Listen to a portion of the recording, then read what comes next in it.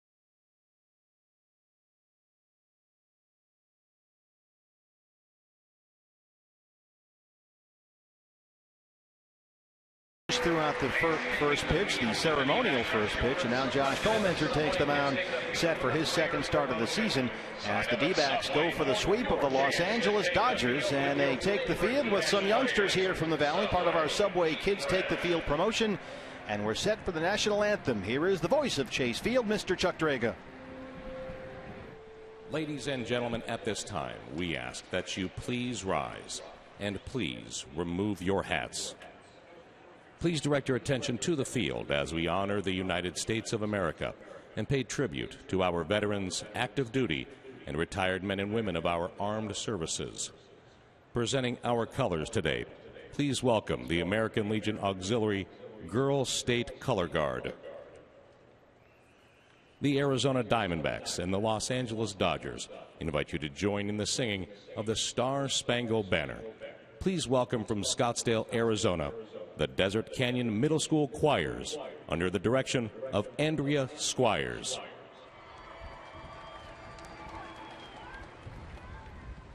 Oh, say, can you see by the dawn's early light what so proudly we hailed at the twilight's last gleaming, whose broad stripes and bright stars through the perilous fight o'er the ramparts we watched were so gallantly streaming, and the Rockies were backing us breathless in his resting gate proof through the night that our flag was still there.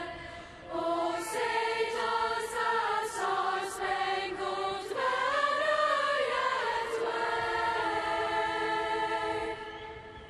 o'er the land of the free and the home of the brave?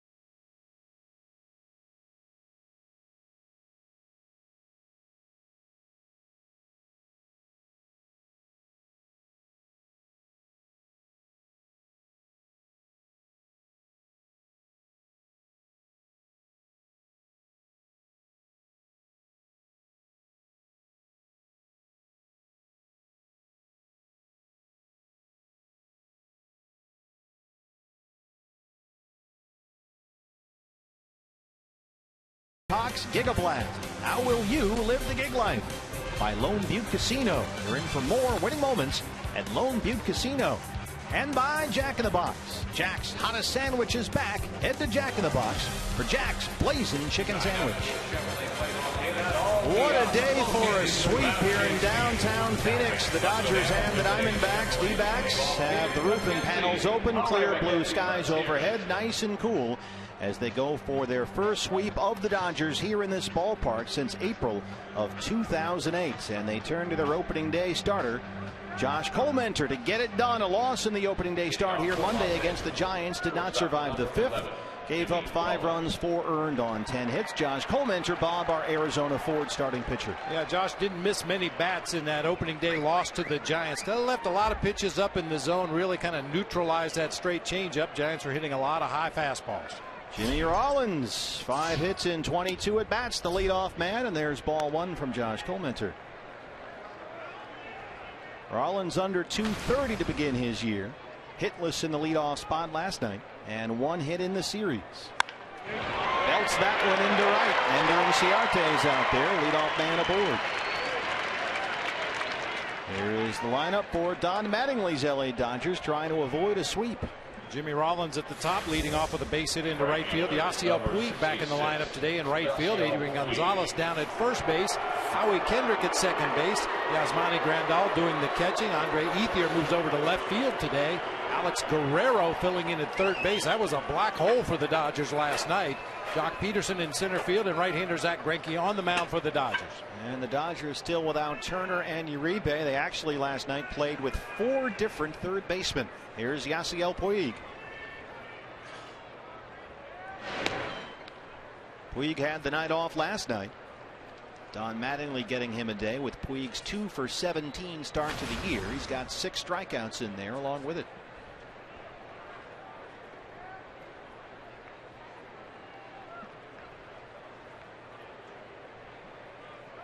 Rollins inches off the bag at first. He holds. That one is out of play.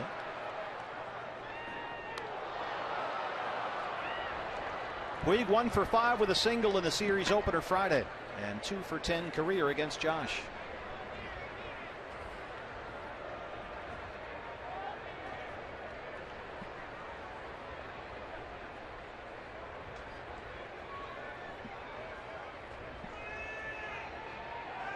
Rollins holds. That one's fouled away. Let's take a look at the Diamondbacks behind Josh Colmenter, our mid-first bank starting defense. David Peralta in left field. A.J. Pollock out in center. Ender Inciarte moves over to right field today, giving Mark Trumbo a rest. Jake Lamb at third. Nick Ahmed at shortstop. Cliff Pennington and Paul Goldschmidt on the right side of the infield, with Tuffy Gosewish doing the catching for right-hander Josh Colmenter. D-backs are down a catcher. Gerald Laird went on the DL with that bad back today. A.J. Schugel, the pitcher, has been called up from AAA Reno, and A.J. is here ready for his big league debut as they go with an extra pitcher back there in that bullpen. And we've talked about it at length already in the early going this season. The value of Jordan Pacheco on the team. Have a guy that can go behind the plate. You don't have to call up a catcher when you put Gerald Laird on the DL. And the way the starting rotation has been struggling to get deep into the ball game, you'd much rather have that extra arm available in the bullpen for the time being. Rookie skipper Chip Hale got his first win in the Giants series. Now he's looking for his first sweep here today as a big league manager. A ball and 2 strikes to Puig.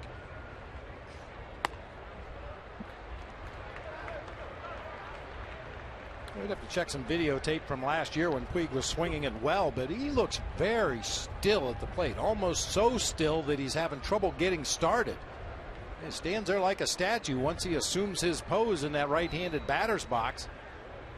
He just stands there as still as he can possibly be. Most guys have some kind of rhythm, a little bit of a rocking action, or move their hands or bat a little bit, but standing like a statue up there. Not much waggle. The hands appear to be pretty relaxed.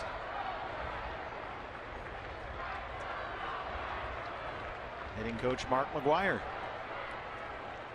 2-2 is in the air to right. Ender Inciarte. Fighting that sun. 1 down. Here comes Adrian Gonzalez. Yeah, really probably the only downside of having the roof open on a beautiful day here in downtown Phoenix is right fielder's going to have to deal with that sun. The right side of the infield going to have to deal with that sun a little bit. It's a little cloud cover overhead, not a whole lot. Just some wispy clouds on a bright sunny day here in the ballpark. What a day to be here. Adrian Gonzalez, 12 hits and 18 at bats to open up the year. And of those 12 hits, he's got a pair of doubles and 5 home runs.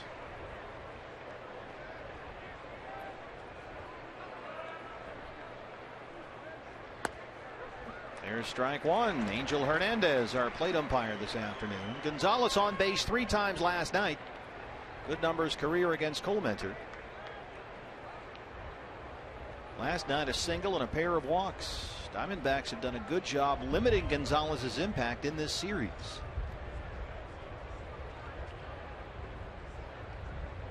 Marlins holds it first. That one is popped up. Nick Ahmed in front of the second base bag. 2 down. You know, partner, we've got advanced scouts at every ball game. We've got video scouting, but sometimes the best scouting report you can get is from a teammate. That's Jimmy Rollins, number 11, and we're assuming that he is mimicking the delivery of Josh Colmenter to Howie Kendrick, a guy that hasn't seen much of Josh Colmenter. Straight over the top delivery, explaining the difference between the curveball and the fastball, the location of the hand at the release point, and see if Howie Kendrick took that coaching to heart. And of course, Jimmy Rollins, 15 years in the big leagues, all with the Phillies. Howie Kendrick, this is his 10th big league season, but his first outside the Angels organization. So Colmenter is uncharted territory for him. Kendrick 6 for 19 to open the year, 1 for 7 in the series.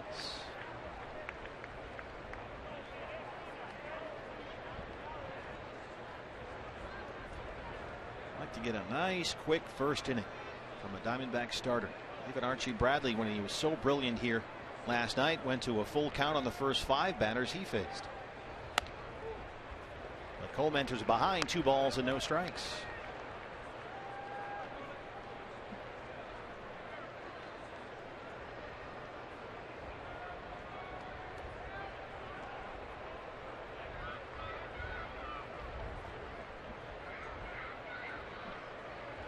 Rollins bluffs at first. That one's in there, 2-1. And Howie Kendrick may not have seen much of Josh Colmenter, but Josh Colmenter has seen plenty of these LA Dodgers. 15 career appearances versus LA, 7 starts. Josh has gone 4-7 with an ERA just over 5.5, and they have Rollins hung up. A nice tidy 12-pitch first inning for Josh Colmenter. The leadoff single is picked off the bases, and we go to the home half. Here we're all opened up at Chase Field.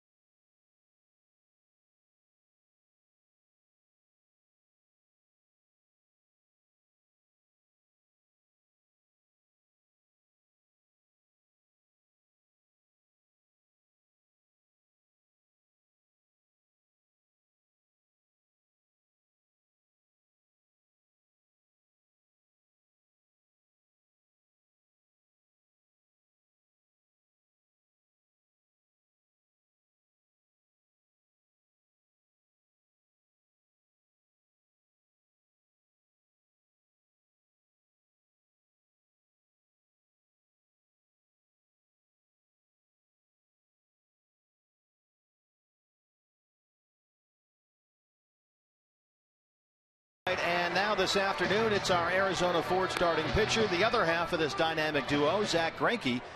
Here's assistant hitting coach Mark Grace. Tonight and tomorrow, we got our work cut out for us. You know, we're going against 2 of the top competitors in this game, and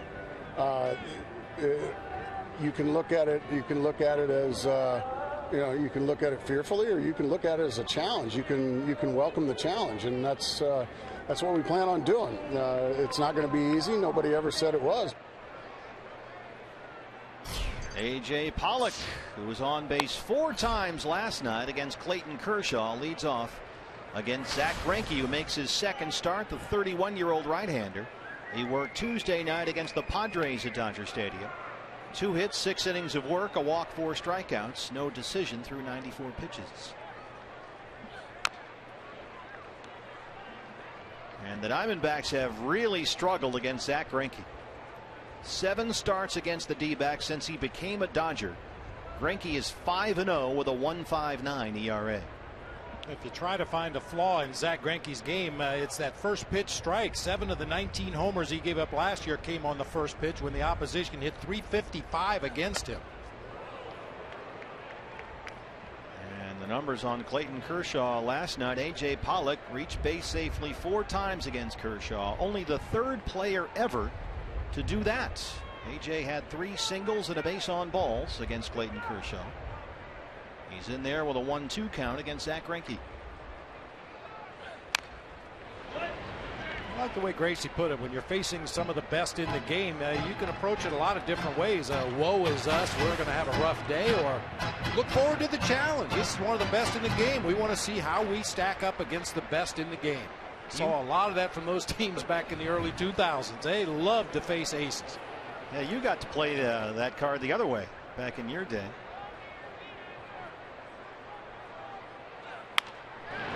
Roller to third. Guerrero's first start as a Dodger throws him out. Take a look at Chip Hale's lineup for the Arizona Diamondbacks. A.J. Pollock at the top playing center field. Ender Inciarte making his way to the plate. He's out in right field. Paul Goldschmidt at first base. David Peralta out in left field. Jake Lamb at third base today. Tuffy Gosewich, outstanding job with Archie Bradley last night. He'll be doing the catching. Cliff Pennington getting the nod at second base today with Nick Ahmed at shortstop and Josh Comenter on the mound. Do you think the dramatic walk-off win when Ender Inciarte got that hit in Friday night series opener kind of created some momentum and sort of rising to the challenge of Kershaw Saturday, Greinke here today? I think especially since they did not rise to the occasion many times last year, not only against the Dodgers but against the entire National League. And you see it happen every year. A team that maybe isn't picked to do too much, they get off to a good start, they start to play well, they start to gel well as a team, and suddenly a ball club that on paper maybe doesn't look that good, they play over expectations, and hopefully that'll be the case with the Diamondbacks. Not too many people are picking them to win anything, but big walk-off base hit like this, suddenly you start to feel good about yourself as an individual and a team, and good things start to happen. That was certainly a big tone setter going into the weekend. 1 ball and 1 strike to Ender. Guerrero is sprinting in onto the grass from third base earlier, looking into the dugout. He's new down there, and now he's back even with a bag with a count 2 balls and a strike. And Goldie on deck. And Ender off to a tremendous start to the year. 7 hits and 18 at bats, including that walk-off winner Friday night. And in this series so far, 4 for 9. He has scored twice. He's got 2 RBIs.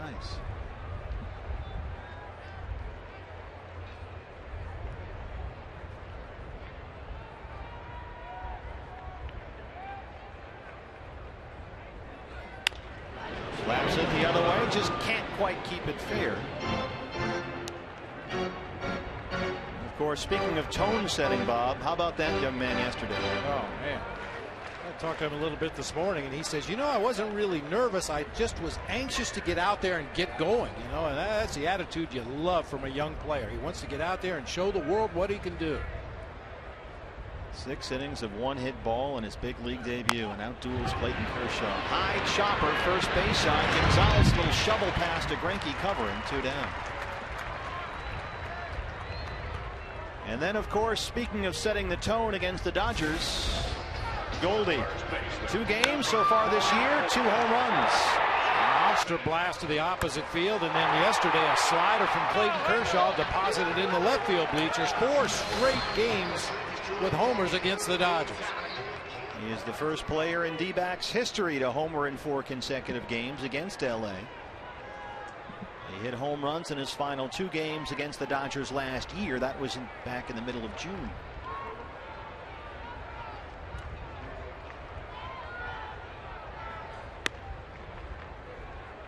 I thought, Bob, one thing against Kershaw last night, the Diamondbacks went up there very aggressive. They walked up there ready to hit. A lot of guys attacking the first pitch they saw.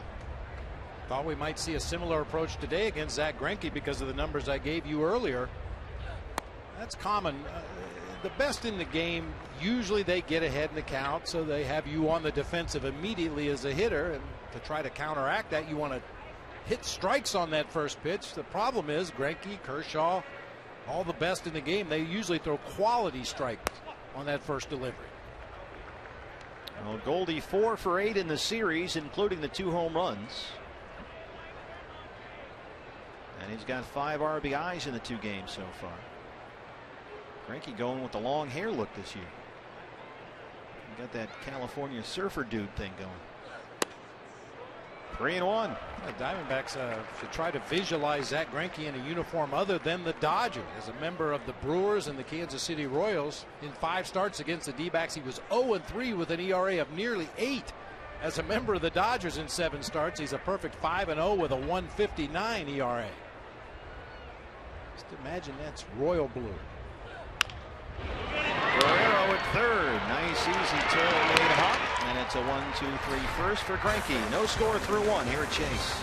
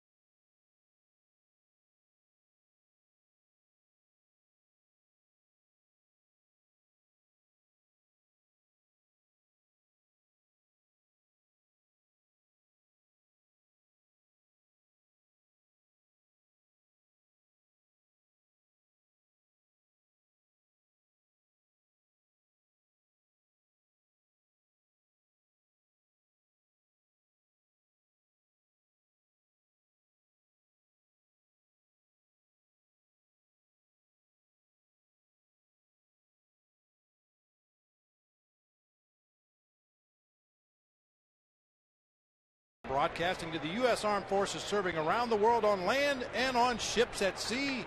As always, we welcome you and we thank you very much for your service. Absolutely. Howie Kendrick, who was up there when Jimmy Rollins was picked off to win the top of the first, leads off the top of the second with a high fly ball to center for AJ. That's a nice 1 pitch out for Coleman to start the second. I love that. Keep that pitch count down in the early going. At least give yourself the opportunity to get deeper into the ballgame. Well, Yasmani Grandal back behind the plate, the switch hitting catcher. He started Friday's series opener and homered, which is still his only base hit this season, although he has walked 3 times. Roof and panels open on a perfect April day here in Arizona. The home run for Grandal Friday, a long fly to right center off Chase Anderson in the 4th inning.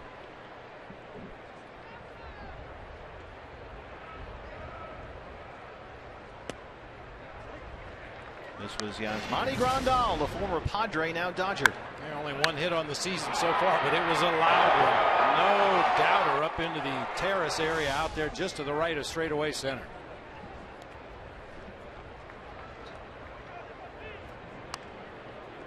We've mentioned he's a switch hitter. All of his power is from the left-hand side. All 15 of his home runs last year came as a left-hand hitter. Hitless career against Josh. There's a strike, 2-2.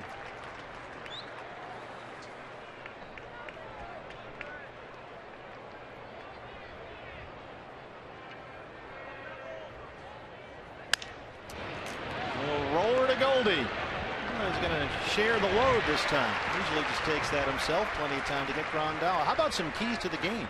Yeah, let's take a look at our Valley Honda keys to the game here this afternoon on a beautiful day. Greed is good. Winning the first 2 of the series was nice. Sweeping the series would really be nice.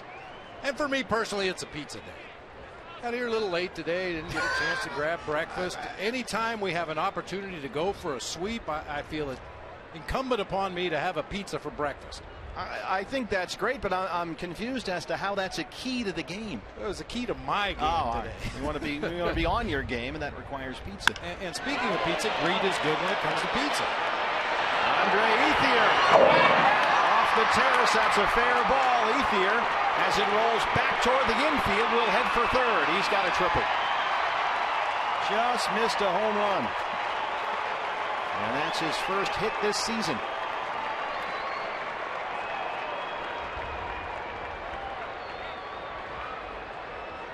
Diamondbacks outfielders played that properly. AJ went all the way back to the barrier, hoping the ball was going to come down shy of the overhang.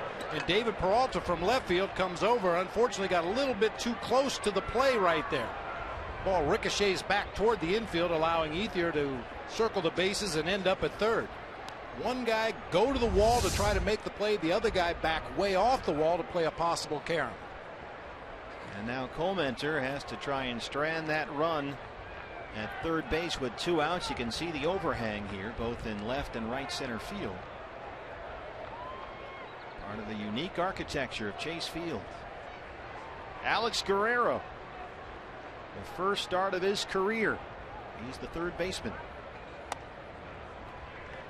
Justin Turner out with that left index finger injury, hurt yesterday. Juan Uribe, a tight left hamstring, hurt yesterday. Guerrero appeared in 11 games for the Dodgers last year, mostly as a pinch hitter, and when he did play defense, he was out in left field. And came into the ball game yesterday as one of 4 different third basemen used by the Dodgers. Uribe, he was a hurting unit yesterday. Yeah, when Turner got spiked down there at third base and ultimately had to come out of the ball game, we had a shot of Uribe just standing over in the Dodger dugout waiting to see what was going on. And we talked about it at the time. Usually, if you're the player that figures to go into the game, immediately you start stretching your legs out a little bit, maybe run up the tunnel, get your legs loose. Uribe did none of that, and it cost him. On the ground to Jake Lamb. Comenter strands that 2-out triple. They are still filing in here in downtown Phoenix. The Diamondbacks try to sweep the Dodgers.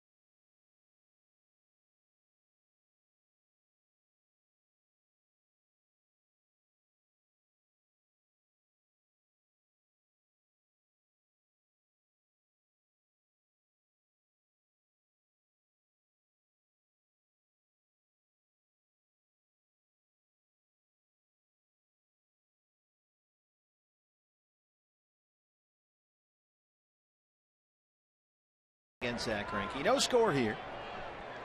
As The Diamondbacks try and sweep the Dodgers before we head out on the road after this ball game. 3 in San Diego and 4 in San Francisco. So we are on the road in the NL West all this week. And the overshift is on against the left-hand hitting Peralta.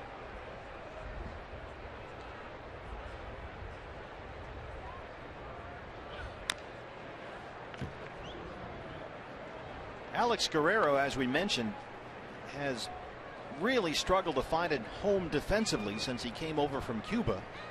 He's not really a third baseman by any stretch, and he's over there all by himself as their worst defender. And with all that room over there, and Guerrero now at basically in the shortstop spot. He did play shortstop in Cuba, but boy, there's a lot of possibilities there for David. Of course, with 2 strikes, the bunt is out of the equation. We don't see David bunt very often anyway. Called strike 3, says Angel Hernandez. First strikeout for Greinke. Sometimes it's just a matter of overthinking. That's a fastball inside part of the plate.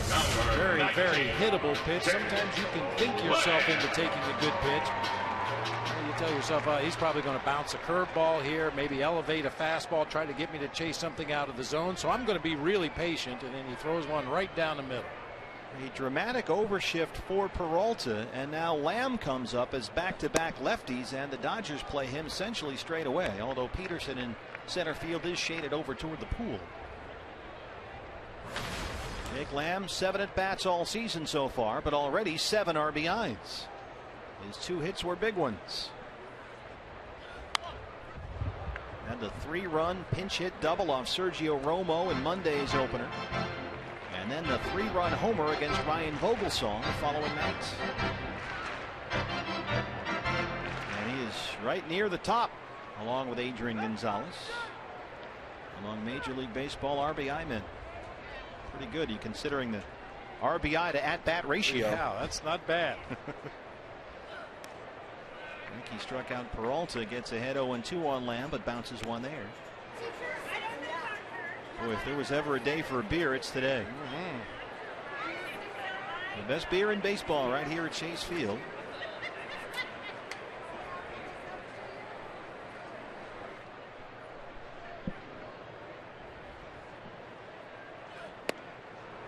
Jake can hold up. 2 strikeouts for Greinke in the second.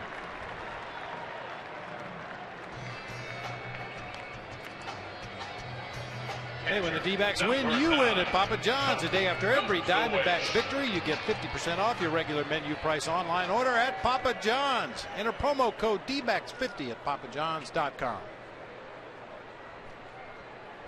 Tuffy Gozawish, 3 hits in 15 at-bats to start the year, and already his 5th start behind the plate in 6 games. Gerald Laird was originally supposed to catch Archie Bradley yesterday. Those two had worked very well together in spring training, but Laird was a late scratch. The back just would not allow him to go, and today they DL Gerald Laird, called up pitcher A.J. Schugel from Reno, so Jordan Pacheco is the backup catcher. They'll carry an extra pitcher and go with 2 catchers. That's in the seats. And this was the transaction move today by the Diamondbacks. A.J. Schugel, or as he's known on the Twitter, Suge Knight. Ready for his major league debut. Gerald Laird in that photo looks a little surprised. Say cheese. Say what? 1-1.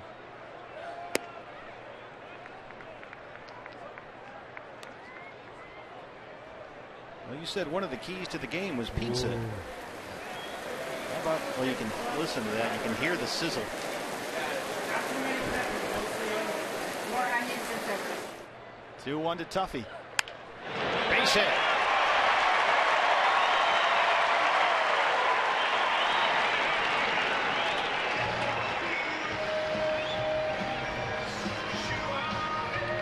Second baseman, number 4.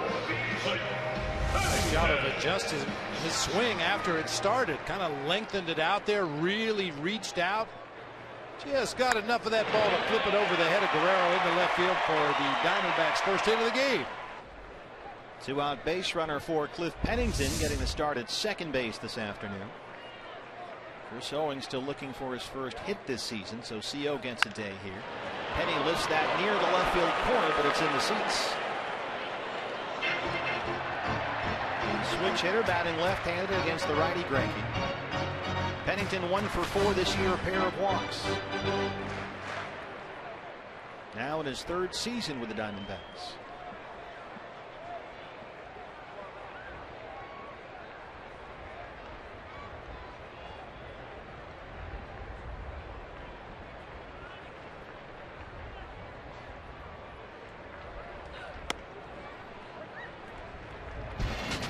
Take a look at the Dodgers behind Zach Greinke, our mid-first bank starting defense. Ethier, Peterson, and Puig left to right across the outfield. It'll be Guerrero and Rollins on the left side of the infield, with Kendrick and Gonzalez on the right side. Yasmani Grandal doing the catching for right-hander Zach Greinke. Pennington down, no balls and 2 strikes. 30 pitches for Greinke, 20 strikes. That's how they play. Greinke in his start against San Diego Tuesday struggled to begin the ball game. He threw 26 pitches just to get out of that first inning, but then really settled in and retired 16 the final 18 he faced. And so we've seen this before. If you're going to get to this guy, you got to do it early, because once he settles in, he is really tough.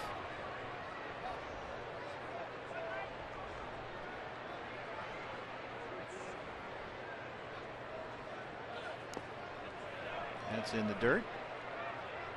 Greinke said about that start Tuesday, he wanted to go deeper into the ball game, but because he did have to throw so many pitches so early in the game, a 26 pitch first, and he knew that wouldn't be an option, but he was very pleased with the way his command did get better as the game wore on, and that's for him usually the way it goes. I think that's true for all the good pitchers. Once again, the old saying is get them early before they settle in. They get used to the game mound. They find that release point on their secondary pitches and get into that comfort zone and just cruise. Well, he's got 3 strikeouts in the inning as he rings up Pennington there, strands the 2-out single, and we head to the third. No score here at Chase Field.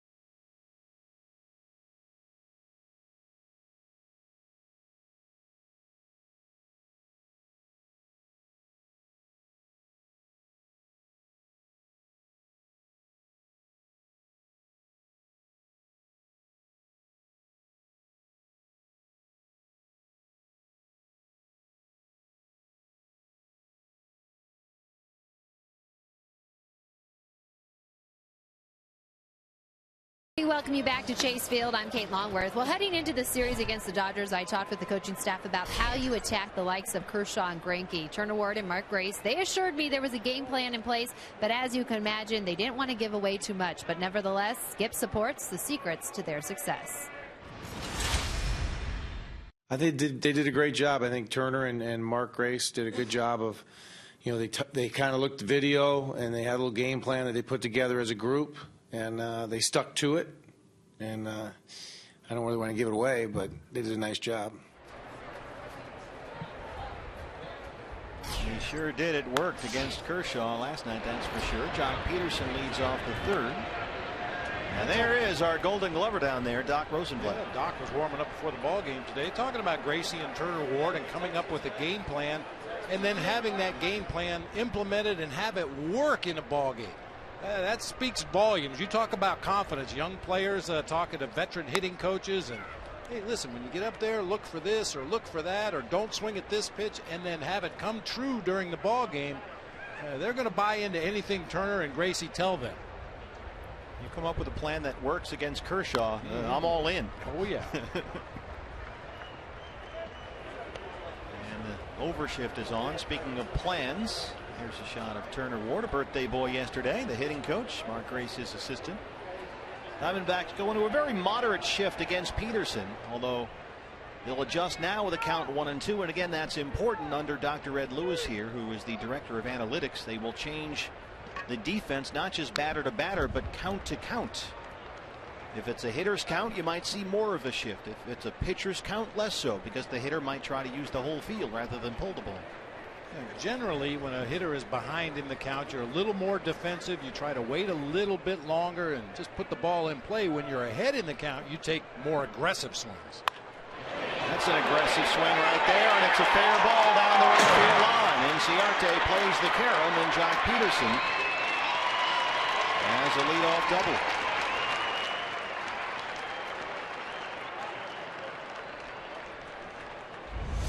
Peterson's had some issues in this series just making contact. He swung right through a number of Archie Bradley fastballs last night, but tomahawks this one down into the right field corner.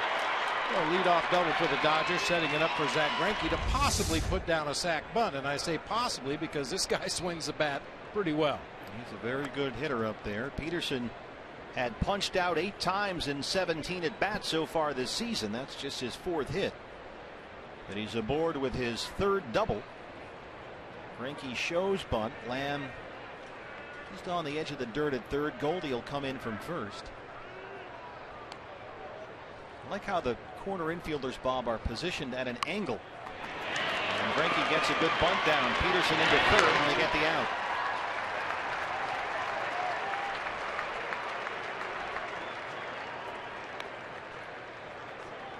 Shortstop, Jimmy Rollins. It really deadens that ball out front, takes both the corner infielders and the pitcher out of the equation. Tuffy, the only man, could make a play right there. Fires on in time to get Greinke, with Peterson moving up to 3rd base, 1 out in the inning. Brings up the leadoff man, Jimmy Rollins. Single to start the ball game, was picked off first base to win the 1st.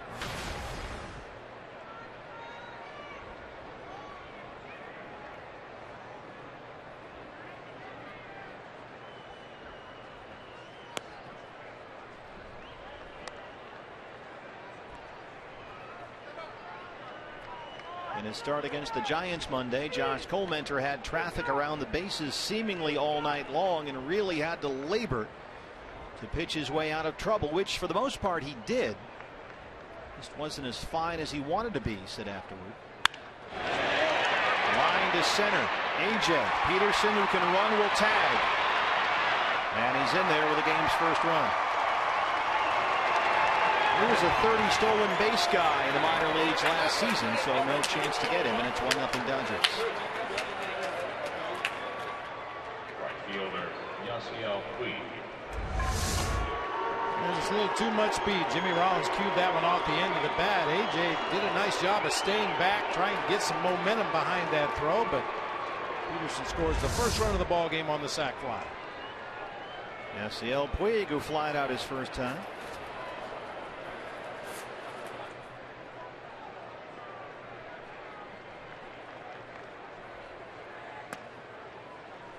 Josh Colmenter, after the loss Monday, pointed out what has really always been the case for him, that if he's going to be successful, he has to throw the fastball where he wants it. And on opening day, he was more all over the place than he'd like to be. Got behind in some counts, had to make some pitches that the Giants hitters could put the bat on. But if he pitches in the spots where he wants to, maybe some of the bloops that dropped in against him last time become outs. Maybe the balls they hit well, they just pop up or roll over. Monday, the pitch is getting too much plate, just caught too much of the barrel to do well. And the Dodgers strike first here, their first lead of this series. And again, Josh having trouble locating. He's behind 3-0. And you don't want to put anyone on base ahead of Adrian Gonzalez, who's on deck. Here's the base on balls. First walk issued by Coleman.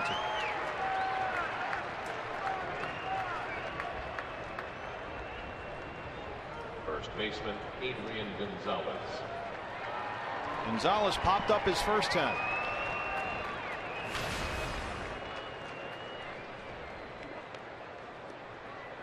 Saying how the Diamondbacks have done a good job limiting Gonzalez's impact in this series. He's been on base 6 times so far, 2 singles and 4 bases on balls. He has not scored a run in the series, which is doubly impressive when you consider he leads all active players with 31 career home runs against the D-backs. 101 RBIs.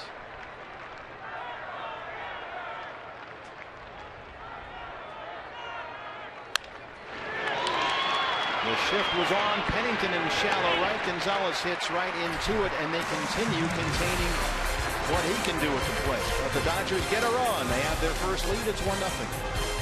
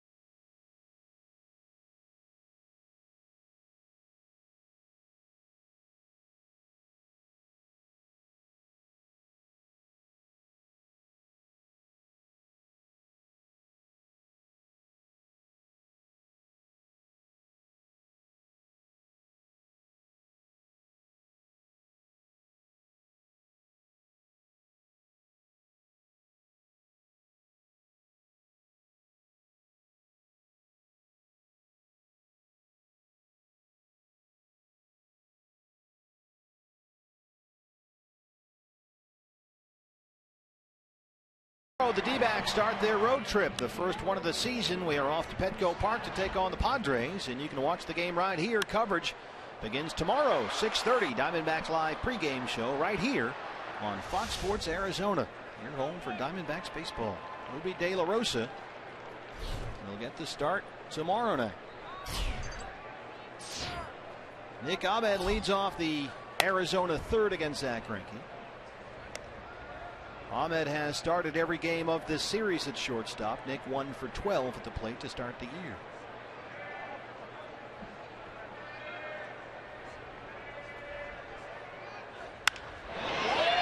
Lines it into center, leadoff single.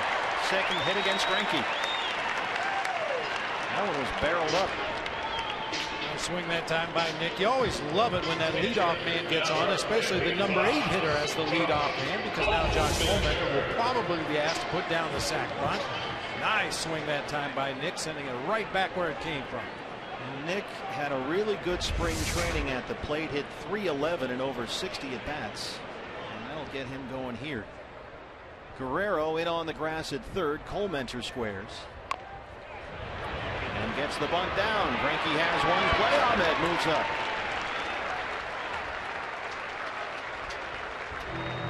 Nicely done by Josh Coleman. We talked about it earlier this season. The Tony La Russa model for sac bunting. You show bunt early, you bring the bat back into a hitting position, and then come back around and ultimately put down that bunt, moving Nick Ahmed into scoring position. For A.J. Pollock. AJ grounded out his first time. AJ, through the first 2 games of this series while batting in the leadoff spot, has reached base safely 6 times. He's got 4 hits. He scored 3 runs.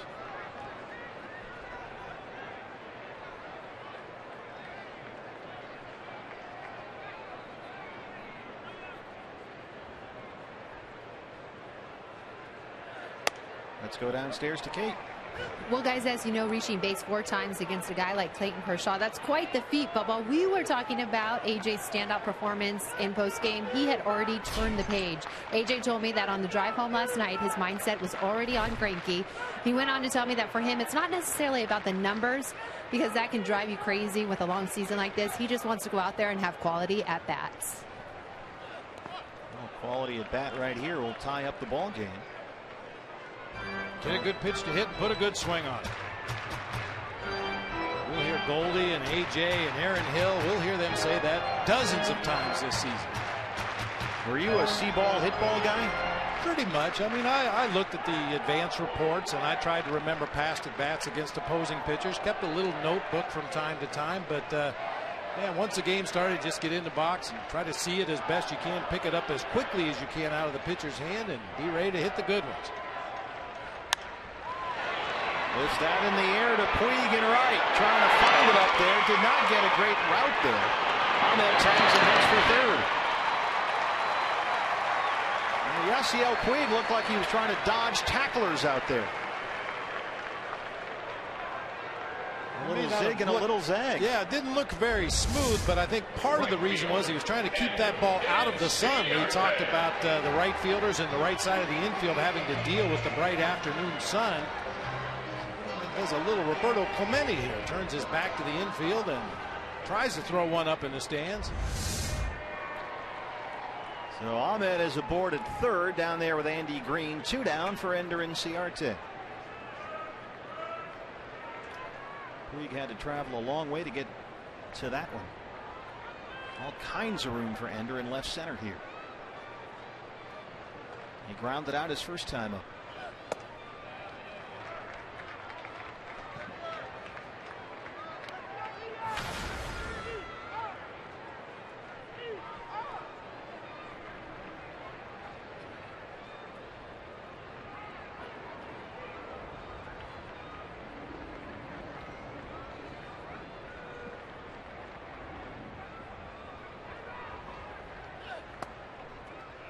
Oh.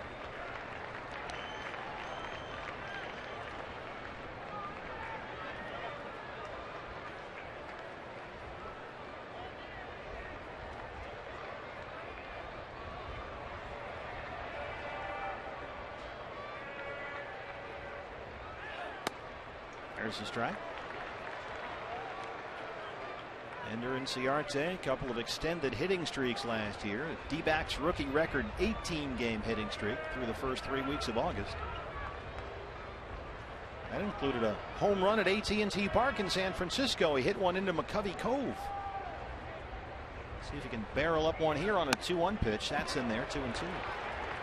We should point it out before it happens here. Zach Greinke did uncork 12 wild pitches last year in his 32 starts, and the guy behind the plate, Yasmani Grandal, has occasional issues blocking pitches in the dirt. Be a very good time to throw one to the backstop here. Just my own opinion. You're trying. I'm trying. Give you credit.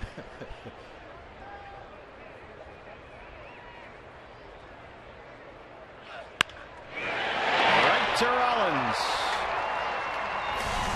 So the leadoff hit goes for naught through 3. It's 1-0 LA.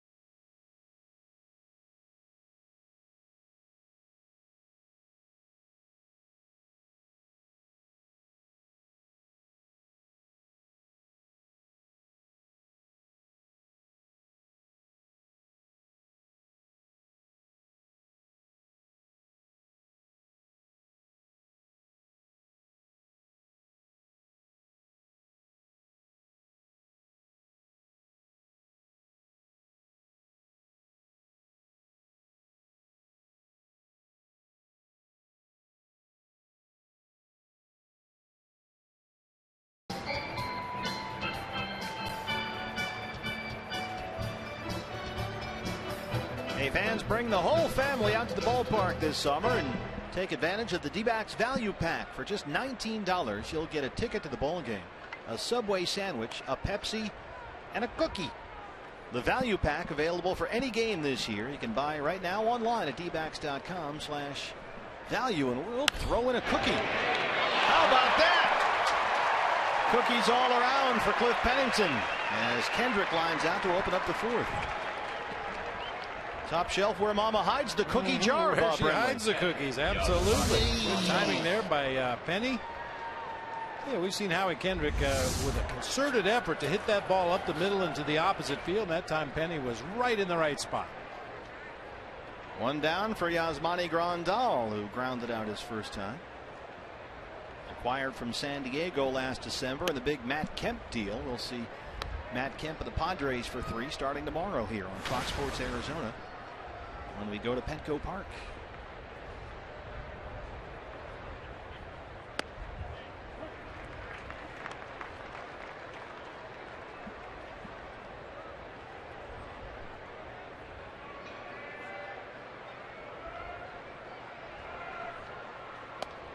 Grandal, the former Padre. Don Mattingly managed against Grandal a lot last year, obviously. And Mattingly said he's a dangerous cat. You can tell the way he swings, he's on a pitch. And we saw that certainly Friday. Taking a break. Autism Awareness Day here at the ballpark. Good boy. Lay down. Nice and cool on that floor. 3-1 to Grandal. Hold on there, Yasmani. It's full. Angel Hernandez behind the plate. He'll pull one out of midair from time to time. Angel will. That's a changeup up above the top of the strike zone. Probably looked even higher than that to Grandal in that left-handed batter's box. Like he broke his bat. Pennington can't get there, and it drops in. And they finally get one over Penny's head out there. A 1-out base runner for Ethier. Broken bat. Penny trying to get back there. Ultimately just sticks the glove out where he thinks the ball is going to come down. Didn't really have enough time to get his body into a position to make the play. Nice effort, but it drops for a base hit. So Grandal, who crushed one on Friday, takes the little blue pit on Sunday. Fighting the sun and everything. Yeah, probably dealing with the sun, looking back over his shoulder, trying to run that one down. Andre Ethier's first hit this season was his triple in the second.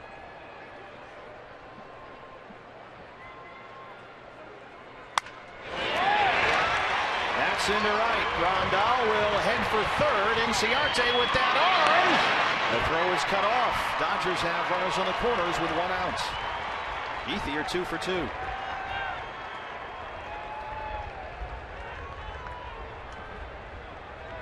A little soft liner this time into right field.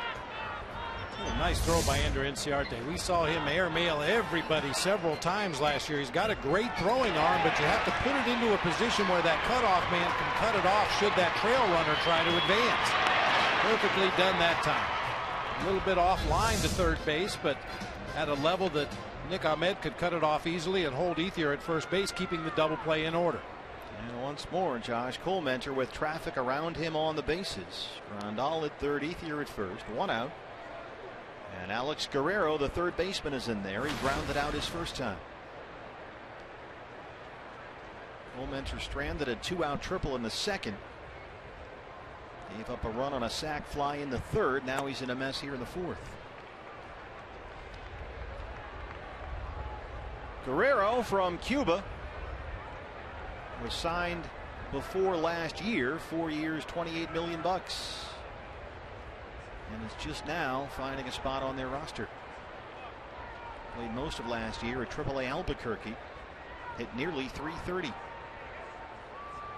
1-1.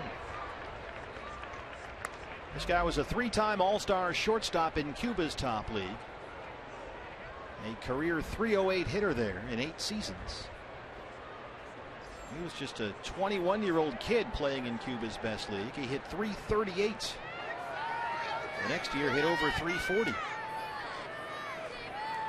Might have been that young when he started, and you never know. Documentation and so forth.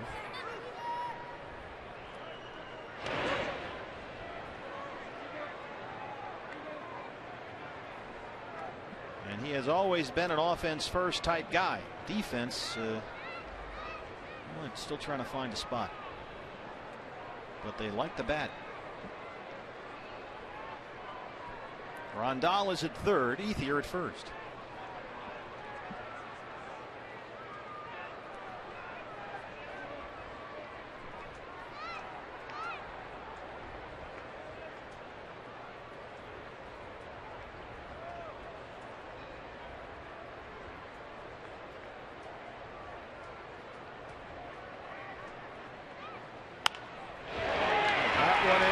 Drop in. Rondal had to hold up. He will score. 2-0 Dodgers. And Guerrero's first hit is an RBI single. 3 straight singles for LA. Always sounds like sour grapes, but they're not exactly knocking the cover off the ball. Another jam shot that drops in out there in shallow right field. Grandal had to hold up. Inciarte had thoughts about trying to throw him out at home plate, but hangs on to it, just lobs it back into the infield. First big league RBI for the Cuban star. And Mike Harkey pays the visits. It went this way for Josh Monday, Bob, against the Giants. I mean, they had some hard hit balls, don't get me wrong, but they also had their share of bloops and bleeders.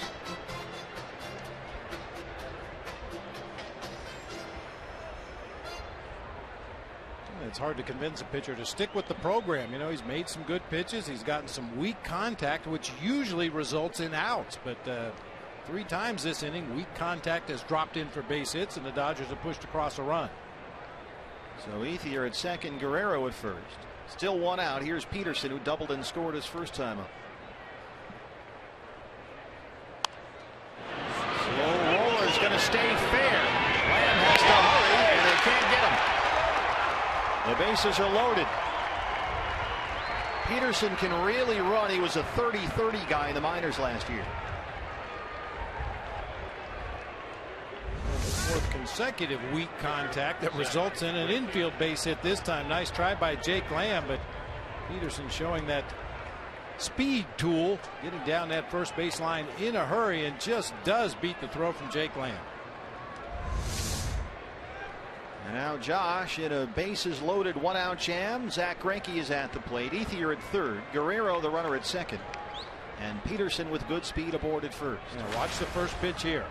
Zach Greinke put down a nice sac bunt in his first at bat in this ball game with Peterson on at second base. But with the bases loaded, he's looking for something to cherry pick right here. Good changeup to start the sequence. Now, there are times during the course of a ball game where you'll go right after a pitcher. Yeah, get in there, let me get you out really quick. But with runners on base, you have to approach every pitcher like he's a hitter. Got a bat in his hand, he has a chance to do damage. You've got runners in scoring position. Go after him just like you would Adrian Gonzalez or Jimmy Rollins or Yasiel Puig.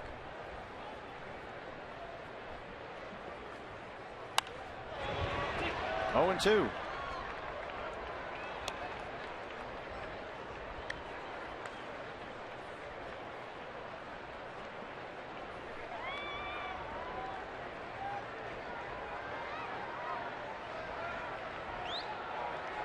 Nice little chat with Tuffy Gozawish there as Coleminter gets set to throw pitch number 50.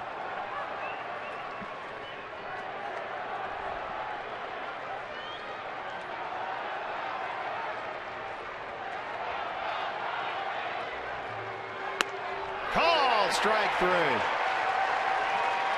2 down.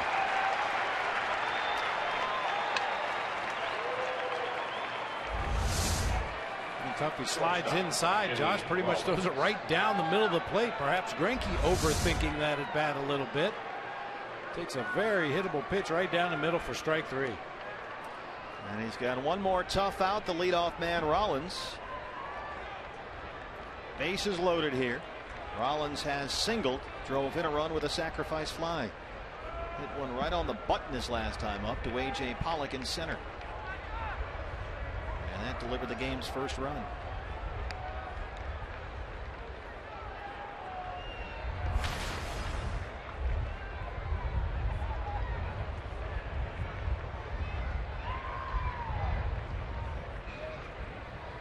Marlins dangerous from the left-hand side. He's a switch hitter.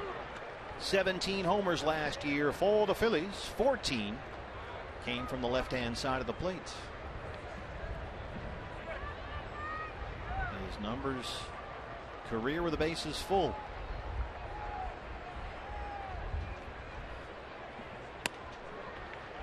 Clemente being very careful. It's 2 balls and no strikes.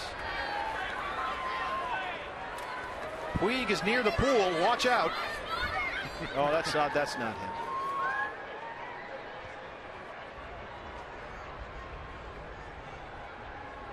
The 2-0.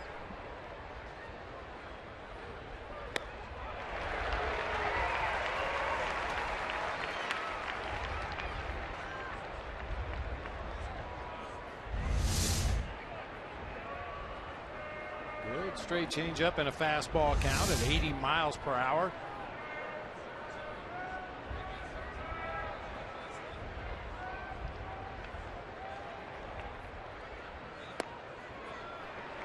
Three and one. This is where the gears start working if you're a hitter. He saw a 2-0 changeup from Josh Clemente, swung and missed. Now another hitter's counted 3-1. Most hitters are looking fastball in these hitters' counts, but after seeing a changeup on the 2-0 pitch, see if that changes his approach here at all.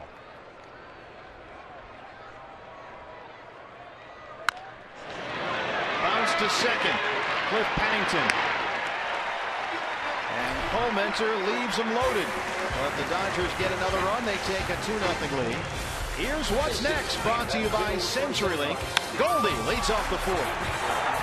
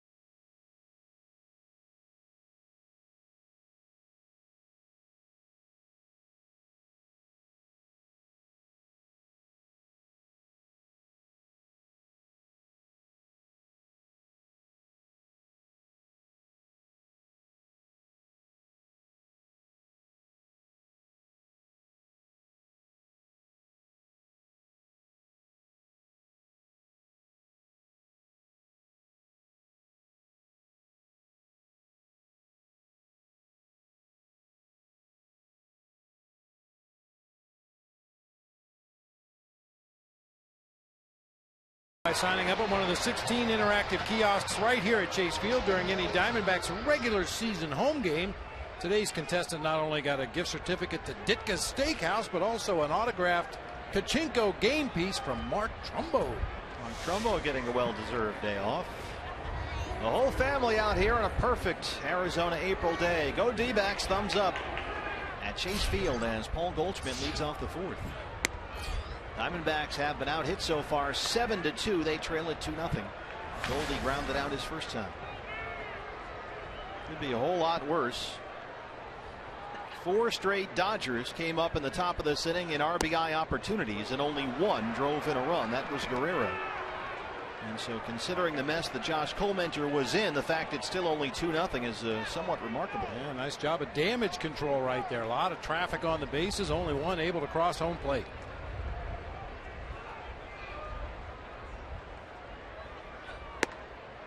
Angel Hernandez says strike 3. And this is not something we see very often from Paul Goldschmidt. A discussion.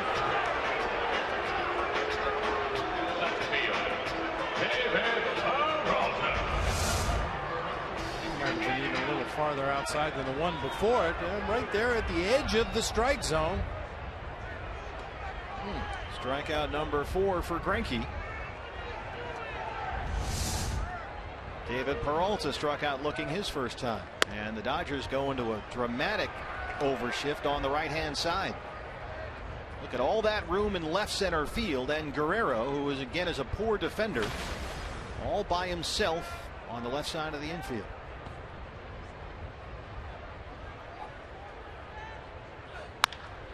Gets it right into the shift, and that's why they stand there. There was a lot of discussion, Bob, after the ball game last night among the LA writers with Don Mattingly about the overshift that they've put into effect here, because if you'll recall, the Diamondbacks last night against Clayton Kershaw had a couple of base hits go right through where the second baseman normally would have been, and Kershaw had 1 or 2 looks into the dugout after balls went through there for hits that the media picked up on. They were, asking Kershaw, do you like the shift or not? That one kicks off Rollins and into center. Jake Lamb's aboard with a 2 outs. Well, let's see. We'll hold up a minute on the official scoring on that one. Ball was hit very hard, just a few steps to Jimmy Rollins left, a play that I would assume he would normally come up with, but shot right by him on into shallow center field. E6. Yeah, it's funny, when a pitcher gives up a hit to the opposite side of the shift, they immediately look in at whoever the defensive coordinator is, but they never look in there when the guy hits it into the teeth of the defense. Well, that's sort of what Don Mattingly said, and he was Lorenzo Bundy, the third base coach, who handles that thing for LA. Mattingly was saying, look, the percentages were there for a reason. They're going to hit it here more often than they won't, and that's why we're there. And he was defending the new regime's policy of putting on these defensive shifts. Tuffy singled his first time up. There goes Jake Lamb, and he is a dead duck in there, thrown out by Grandal. And so through 4, the D-backs trail the Dodgers 2-0.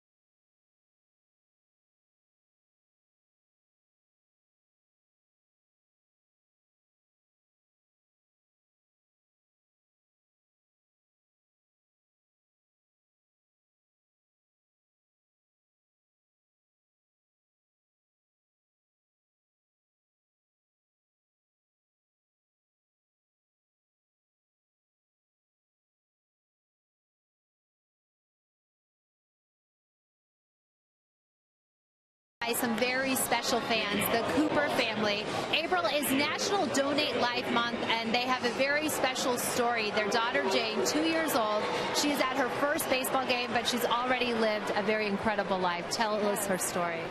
So Jane was born early at 35 weeks, and she had pulmonary hypertension due to chronic lung disease. Exactly 1 year ago today, she was actually on life support, and she was able to be transported to Texas Children's Hospital, where she received a double lung transplant. We can't ever thank the family that gave her this gift ever enough. And she's with us today because of that gift. Yeah, it's amazing to see, Jane, and I know for you that day was very special. It gave you life, but on the other side of the spectrum, a family was experiencing great devastation. What do you say to people to know that, make that decision that you can extend your life in a different way? It is extremely bittersweet, but just to know that probably several lives were saved is just amazing in itself. And to see someone be able to grow and live is just amazing. So. And Adam, it's so exciting. Jane's at her first baseball game, and you have the tough task of containing her here. She's ready to go. How great is it to share this moment with your daughter? It's great to see her so active, because a year ago, that wasn't the case. She's a smiley girl. The only reason, guys, she looks a little upset right now is because she's ready to run around, and I'm sure the guys on the field, we call them the heroes of the game, but this is example, heroes in life, enduring so much, and we really want to encourage people to register to Give a Life at donatelife@az.org, and it's just so important. You see lives like this, and I don't know how you can't want to reach out, guys. Well, Yasiel Puig reaches out and launches one into the upper deck, but foul.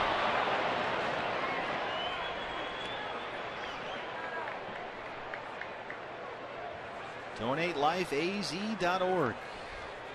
So help them with all the great work that they do. Puig leading off the Dodger fifth. He's got a full count, 3-2.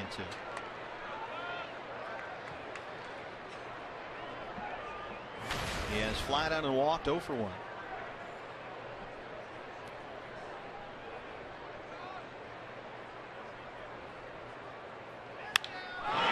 Gets a hold of one and sends it out to left. And gone. Yasiel Puig. 3-0 Dodgers. That's his first of the year.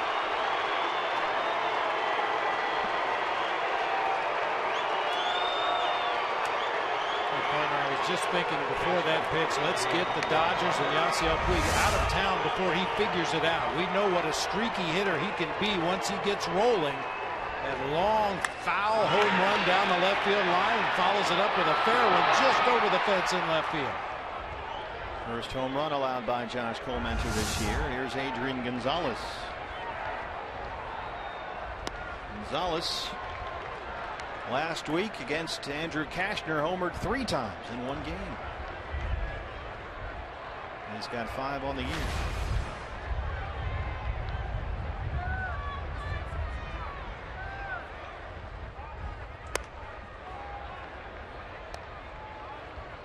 Josh Colmenter has done a terrific job pitching in and out of trouble. We got a hold of one, so it's 3-0. You see his numbers at Chase, career. And among pitchers with at least 25 starts in this ballpark, that 3.11 ERA is the second best in D-backs history, behind only Randy Johnson. So Josh on his home field has pitched to a better ERA than Kurt Schilling and Brandon Webb. And against Gonzalez to Chase, it's 2-2. That's really saying something for a guy that gives up a lot of fly ball outs. We've talked about it in the past. This is not the ballpark to be a fly ball pitcher. You know, the roof open, panels open early in the season. The ball tends to jump. A lot of those lazy fly balls find their way up into the bleachers at this time of year. Gonzalez lifts it the other way, down the line in left. Perosa will play it off the bullpen wall, and Gonzalez has a double. That's his 3rd double this season, so some hard hit balls against Josh Colmenter to start the Dodger 5th.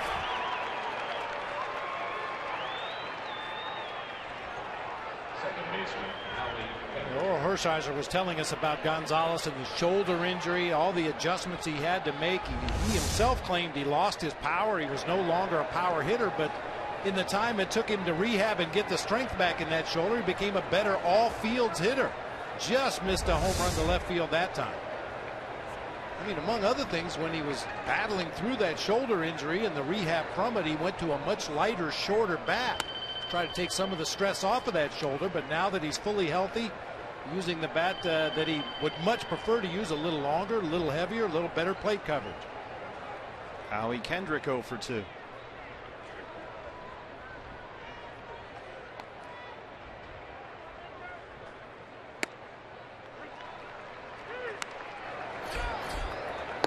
Randall Delgado.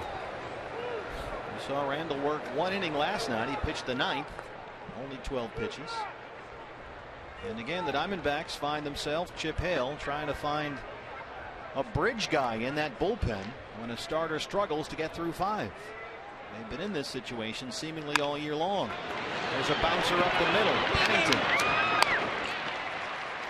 Gonzalez in third.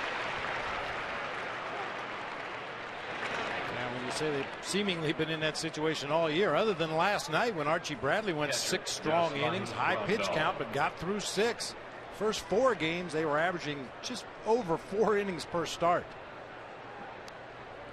I do have some good news for you, BB. Good. We saw Puig homer to lead off this inning.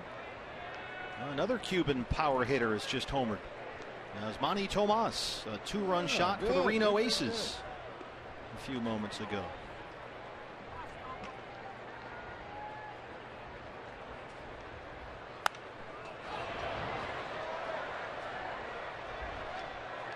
And here's the Cuban Yasmani Grandal. He was born in Cuba, Grandal, from Miami Springs, Florida, and played collegiately at the U.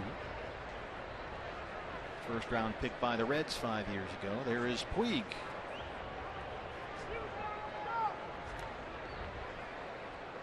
Apparently hiding.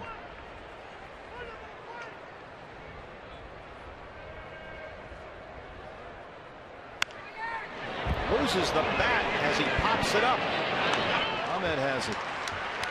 Big second out right there.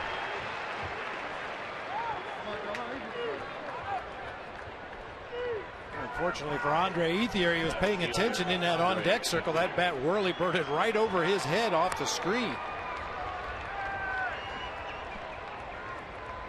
So Ethier,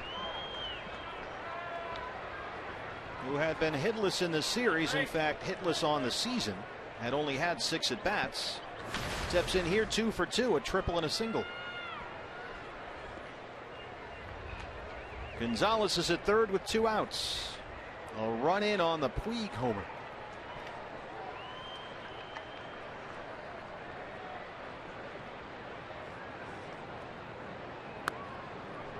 There's strike 1. Josh is still just a smidge over 70 pitches. If he can strand Gonzalez at third and keep this 3-0 here and get through the 5th, you could conceivably get at least 1 more, possibly 2 more innings out of him if he can settle down.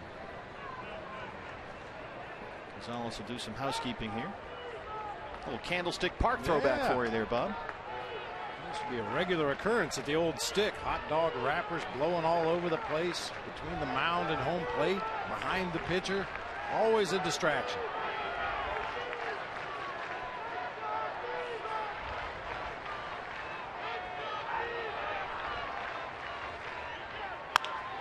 Right back to the mound. So Josh Comenter strands a run at third, but he gives up the 3rd run for the Dodgers. Yasiel Puig is first of the year, and it's 3-0 LA.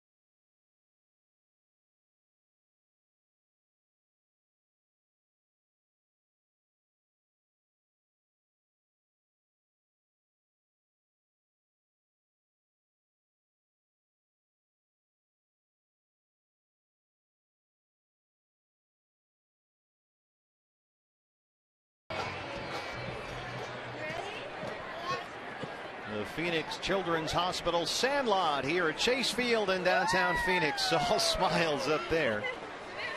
Diamondback fans looking to find a reason to smile here. Only 2 hits. They trail the Dodgers 3-0 as we start the bottom of the 5th. Tuffy Gozawish leads off against Zach Greinke. Tuffy singled his first time up.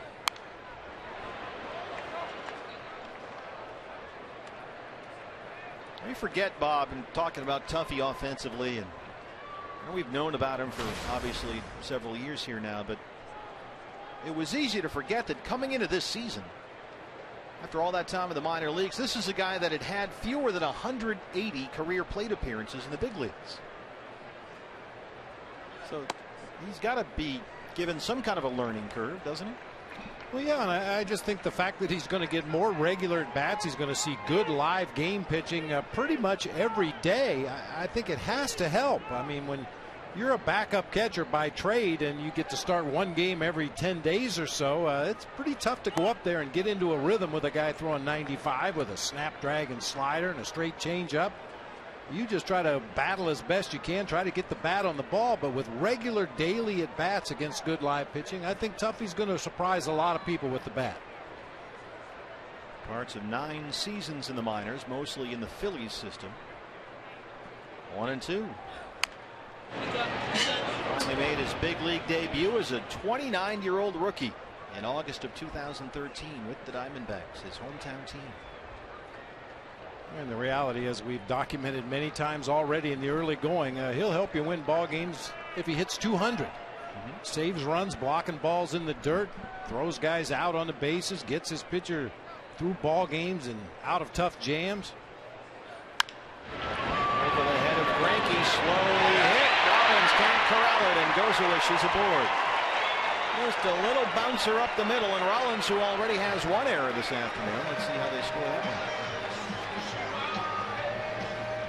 That's one as a hitter. You're hoping it stays down. One more bounce. One more bounce. They put another E6 up there. Took that one extra hop off the grass onto the dirt. Came up a little more than Rollins was anticipating, and he'll be hung with his 2nd error of the ball game. And we talked at the top of our broadcast today how important it is for the lower portion of this Diamondback order, 6 through 9, to contribute something offensively. The Diamondbacks lineup has been very top heavy here so far. And so you've got Tuffy batting 6th, Pennington 7th, Ahmed 8th, and then the pitcher spot. You'd like to see something there. Tuffy's been aboard twice. Ahmed has a hit. Pennington struck out looking his first time up. Yeah, ideally you're talking hits and runs, but at worst, just work some good ABs. Make him work out there on the mound. Ethier got a late jump, couldn't find it up there. And that's the first out. A very late break. Andre Ethier right now the only player on the field in shade. He's in the dark. Was for a while anyway. He's got the sunglasses on. Looked like a routine play off the bat, but because of that late jump, there was a possibility that ball was going to drop in left field, but Ethier closed quickly and made the play. Let's look at our sun fields. Pretty decent cloud coverage right now. A lot of blue sky above, but some wispy clouds are minimizing the brightness. Pitcher spot is due up next with Nick Ahmed up there, and Aaron Hill is in the on-deck circle. Diamondbacks trying to get the offense going, just 2 hits so far. And there's strike 1 to Nick, who singled his last time up.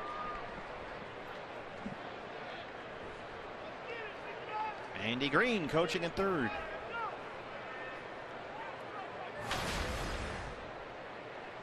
We saw last night, Bob, you pointed this out a couple of times, that Nick has started showing a tendency to chase some pitches up in the zone.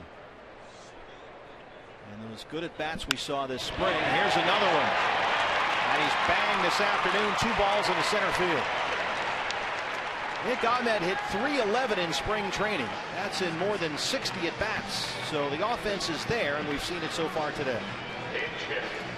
Yeah, you're right about Nick starting to chase some high fastballs, but he gets one down here, drops ahead of the bat on it. Nice clean line drive into center field, setting it up for the pinch hitter Aaron Hill. And there is action in the Diamondback bullpen. Aaron Hill will hit for Josh Collmencher with 2 on and 1 out. A.J. Schugel, just called up from Reno before the ball game today, is throwing in the Diamondback bullpen. So here's Hill hitting for Coleman. He takes strike one.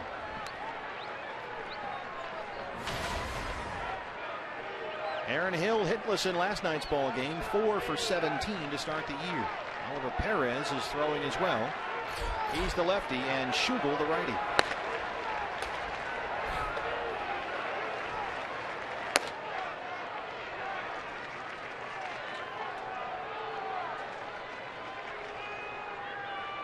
D-backs trying to get that big hit and get back in this ball game. Colemanter's done a great job of stranding runners at third so far to keep it a 3-0 game. But a chance here to get on the board against Greinke.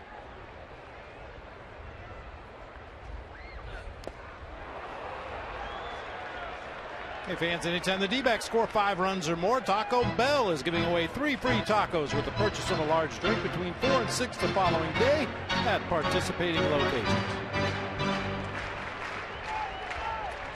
Josh Colementer, his day ends 3 runs on 9 hits in 5. No balls and 2 strikes to Aaron Hill. That's in the dirt. All right, let's she is a very understanding gal. Well, maybe not so much. Paws off. You're hurting my arm.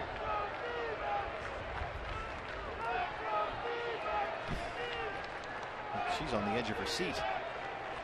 Every pitch. Great baseball fans here. 1-2.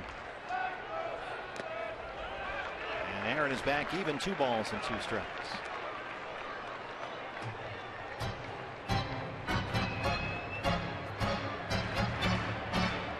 He's seen his share of Zach Greinke in his day. There's a homer to his credit in his 9 base hits.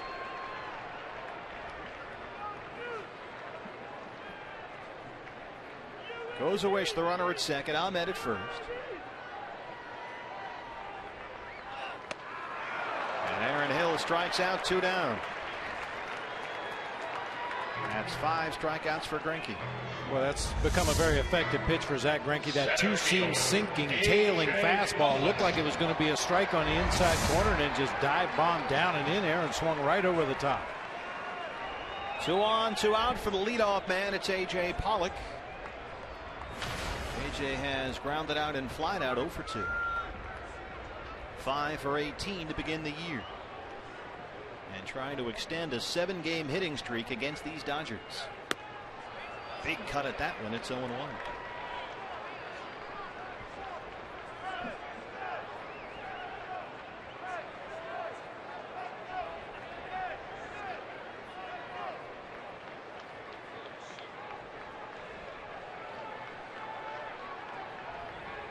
Looks like Thor out there, doesn't he? He's got that hammer anyway. And he's not afraid to use it.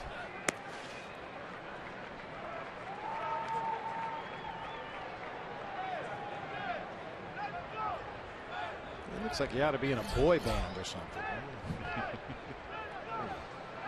Young face, long rock star hair working.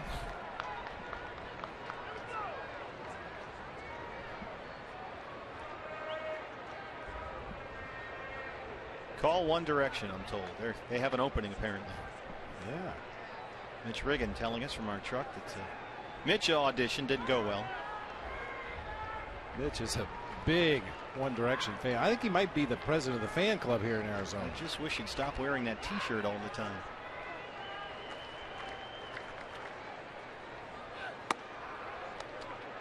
Two balls and a strike.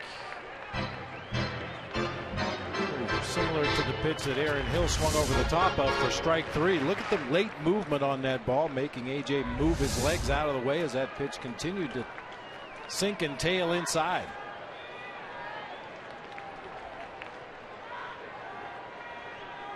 Hitters count here, 2 balls and a strike. Well, this guy's just no fun.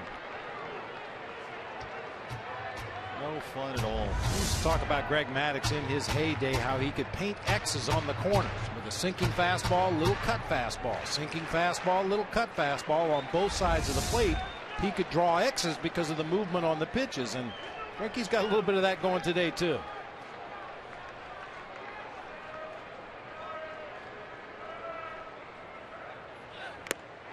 Grandal holds on. 2 big strikeouts for Zach Greinke. Strands 2 runners and keeps it a 3-0 ball game.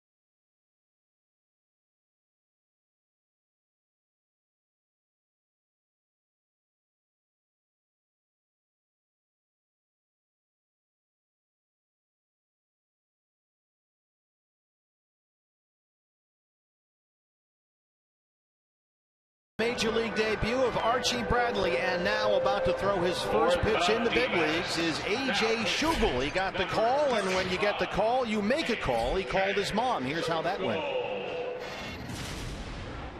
I'm heading to Phoenix tomorrow morning, and they're like, why? And I was like, well, I'm going to the big leagues, and he started yelling, and then I called my mom right away, and she couldn't go back to sleep, so it's been pretty exciting. A.J. Schugel pitched collegiately at Central Arizona Junior College, a 25th round pick by the Angels in the 2010 draft. He was acquired by the Diamondbacks before last season as part of the Mark Trumbo deal. He had a very good record last year as a starter at AA Mobile.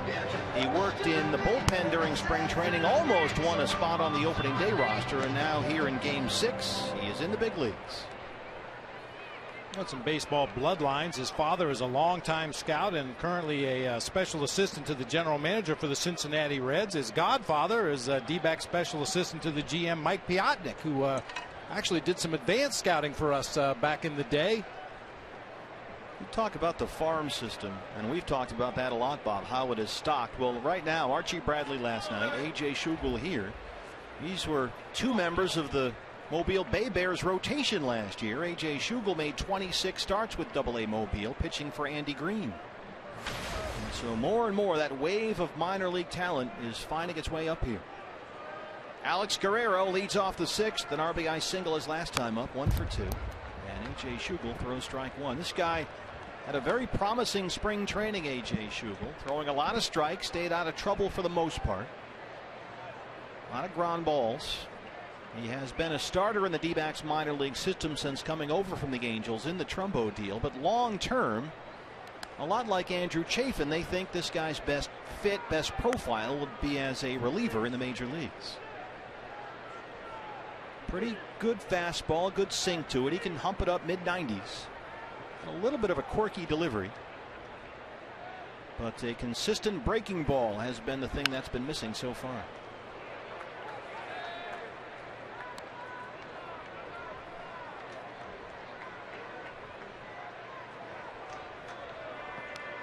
A.J. Schugel, 25 years old. He'll turn 26 in June.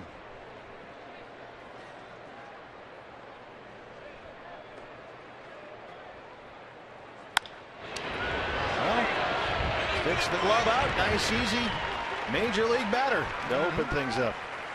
Well, you're a sinker ball pitcher. You better be a good defender out there on the mound, because a lot of those sinkers out over the plate are going to get banged right back up the middle of the field. That time Schugel just stuck his glove out. I think the ball caught him, but gets that first out of the way.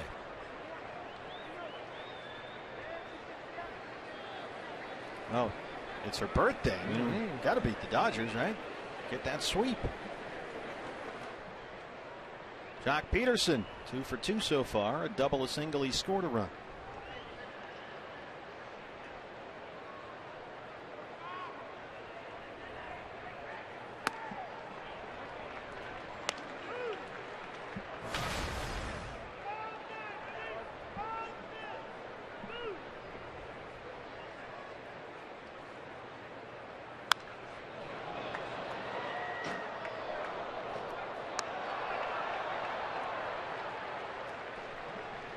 You were talking about Bob, A.J. Schugel's dad, Jeff, big league scout for more than 30 years. And when he was growing up, A.J. would spend his off time from school traveling with his dad. They went to places like the Cape Cod League in the summer in Massachusetts. They went to Vero Beach when the Dodgers were there, went to the Dominican Republic.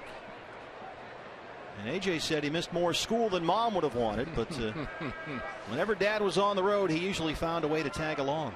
And now here he is in the big leagues.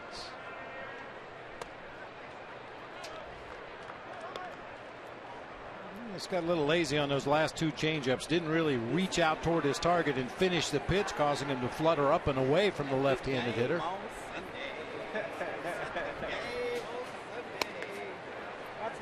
Doesn't get that one. It's full, 3-2.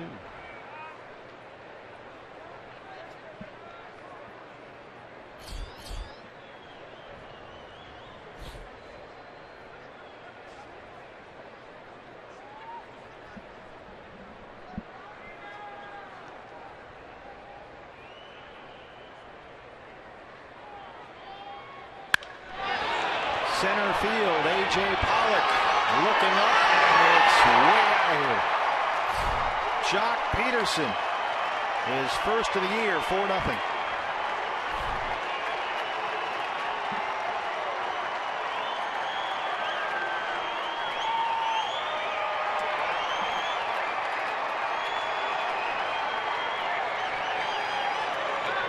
Has really been struggling at the plate coming into Game 3 of this series. Yasiel Puig and Jock Peterson both having good offensive days. That's the 3rd hit of the game for Jock Peterson. We know Puig hit a home run. He also drew a base on balls back in the 3rd. A couple guys starting to wake up in that Dodger dugout. And that one was belted. The Pacific Coast League MVP last year. Now he's got his first big league homer.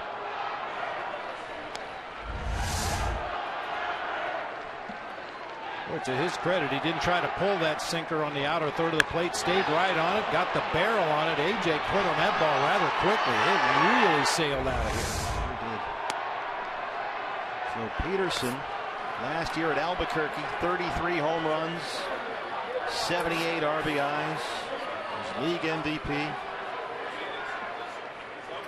And he doesn't even turn 23 for another 2 weeks or so.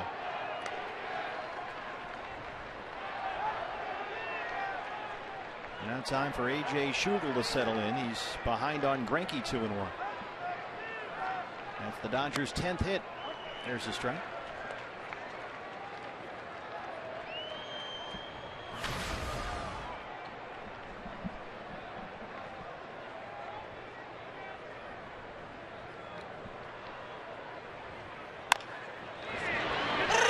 All right, Chopper. Pennington from the grass in the outfield throws him out, 2 down. Oh, we have a moment. Let's take a look at this day in baseball history, brought to you by Geico. April 12th, 1960. This was a sad day for some of us, a glorious day for the citizens of San Francisco. The very first game at Candlestick Park. Then Vice President Richard Nixon threw out the ceremonial first pitch. Don't tear up on me now. I know how you love the stick. It was an experience, I'll tell you. It was our home ballpark, and we learned to love it over time. But boy, when you first walk in there, you wonder what in the world is going on here. Jimmy Rollins laces one down the right field line. He's got a 2-out single. That's his 2nd hit.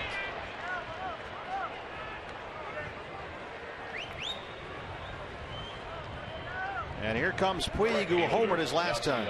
This was Puig to lead off the 5th. Pulled one way foul down the left field line on the pitch before, and then was able to keep this one fair. Well, one thing we saw from Puig on that home run, he hit the ball and sprinted out of the batter's box. Maybe some lessons learned from last season when he stood at home plate and admired some fly balls that did not leave the ballpark. He was getting it coming out of that batter's box today. Wasn't exactly getting it coming out of the on-deck circle. He took a nice leisurely stroll up to the plate.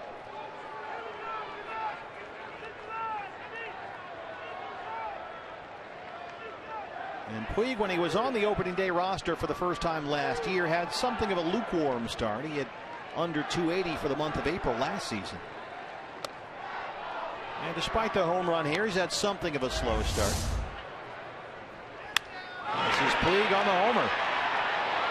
Well, he was going to make sure to get at least to second base if that ball hit the fence and stayed in play. Maybe 3 if it ricochets away from David Peralta out there in left field. Here goes Rollins, the throw from Tuffy. It's not in time. Stolen base for Rollins, his 2nd of the year.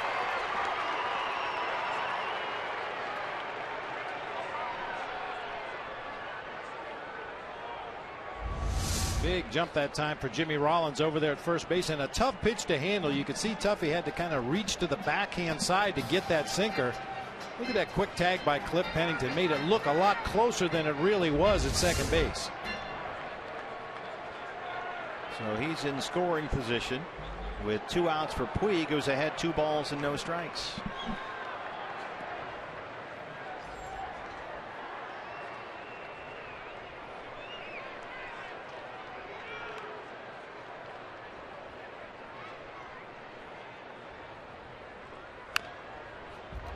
For Jimmy Rollins, that was his 455th stolen base in his career, tying him with Jose Reyes for 3rd on the active stolen base leaders list behind Ichiro and teammate Carl Crawford. He looks as good as ever, Jimmy Rollins. I'm telling you, he's been a good player for a long time. I think back to the early part of his career when he was playing for Larry Bowa in Philadelphia. They just couldn't seem to get on the same page. Rollins is 36. He looks like a kid still. Well, Larry Bowa, I mean, he had a few battles with people here and there. But for those of us looking in from the outside, it was hard to figure how you could be too critical of Jimmy Rollins' game. He did everything well. He stole bases, he hit for power, he hit for average, played great defense at shortstop. But there was always something that was the burr under the saddle of Larry Bowa, and these two just could not get along. Another 2-2 to Puig. On to 3rd. Jake Lamb smothers that one, steps up and throws him out. And so A.J. Schugel is through his first major league inning, but not before the Dodgers add another run on a Peterson homer, and they lead it 4-0.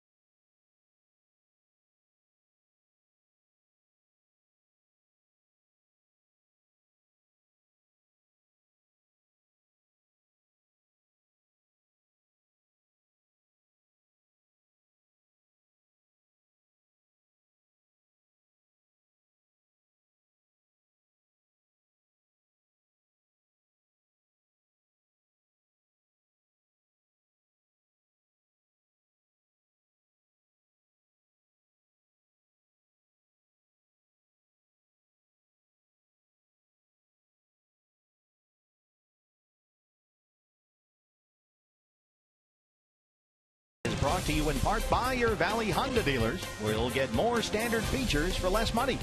By CenturyLink, your link to what's next. And by Mix One, greatness in, greatness out. Now available at your local Fry's.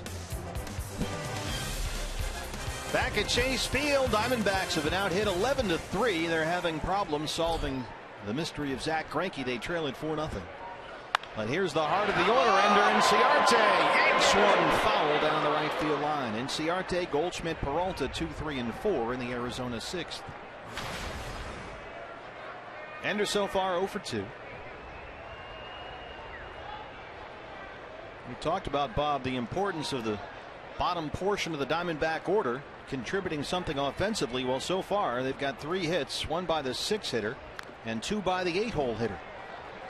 What's wrong with those guys at the top? We got to do a new open now. Yeah, it's the nature of baseball. It ebbs and flows. You just hope that when one guy cools off, the guy either in front of him or behind him in the lineup heats up a little bit.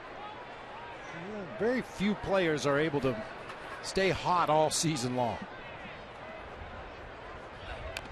Miguel Cabrera might be one of those guys. 11 for 14 in the series against the Indians. Hit 2 home runs today. Tigers still undefeated. They might win every game 11-2.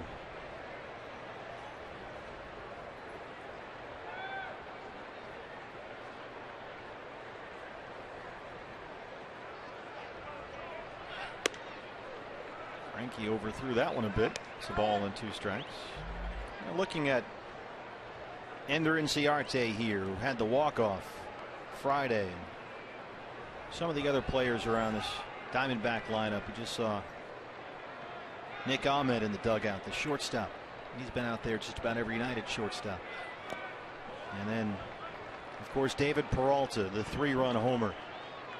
The big hit against the Giants. Jake Lamb, the 7 RBI.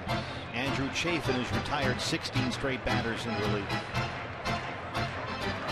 Ruby De La Rosa, who got a win and starts tomorrow in San Diego. You know what all those guys have in common? None of them were on the roster at this time last year. Good point. Not one. Lamb, Peralta, De La Rosa, Inciarte, Chafin, Ahmed, Bradley. They all just sort of, one by one found their way onto the 25-man roster. And so when you look at the ball club and the organization a year ago on this day, and now look at today, boy, it's a whole different picture. And there's more coming. A.J. Schugel just made his major league debut. And that's kind of what you expect when you've got a new front office. You've got a new field manager, some new coaches on the staff. Stands to reason you're going to have a bunch of new players on the field as well. Angel Hernandez rings up another Diamondback hitter. And that's 7 strikeouts for Greinke. He has now struck out 3 straights. First baseman. Did it catch the corner? It wasn't high enough. I mean, that's one of those, one of the red seams of the ball caught the edge of the bottom of the strike zone. Randolph doesn't always receive them the way you would like to see, so a lot of those borderline pitches look worse than they are. When Angel calls them strikes, he's hearing it from that third base dugout. Goldie into the glove of Rollins for a quick out number 2. Goldie 0 for 3. Here's David Peralta. Mentioned Miguel Cabrera hitting 2 home runs today against Cleveland. Albert Pujols hit number 522 today, moving him into 18th place on the all-time homer list. How about the 3 guys he passed that were tied at 521? Ted Williams, Willie McCovey, and the Big Hurt, Frank Thomas. How good a nickname is the Big Hurt? Yeah, that's beautiful. I mean, holy cow. Peralta, the shift was on. Flies it to center, but Peterson's there, and Greinke has a nice easy 6th. We head to the 7th. It's 4-0 Dodgers.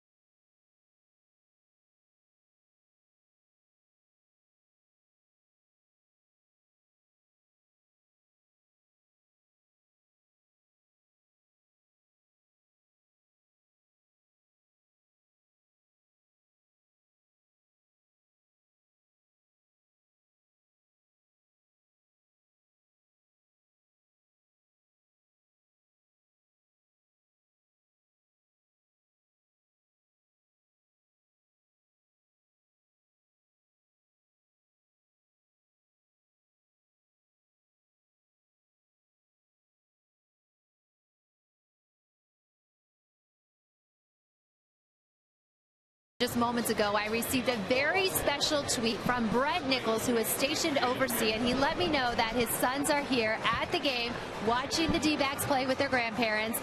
And thanks to American Forces Network TV, these boys get to say something to their dad. What do you want to say to Dad right now?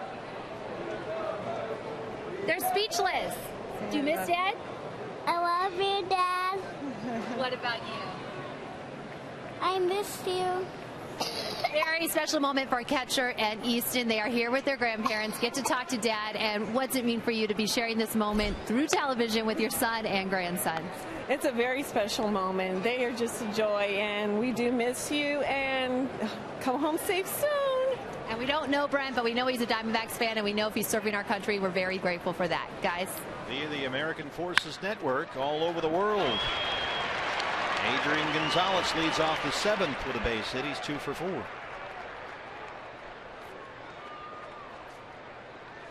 Well, it looked like, Bob, like the little ones are in very good hands down there. Oh, absolutely. Now 12 hits for LA, 3 for the Diamondbacks. Here's Howie Kendrick, Mike Harkey to the mound.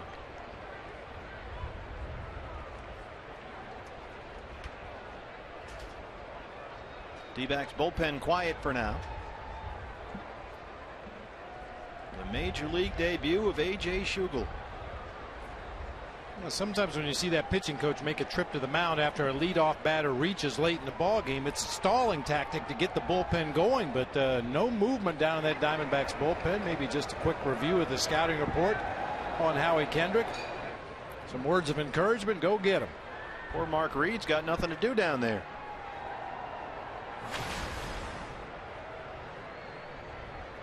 Kendrick 0 for 3.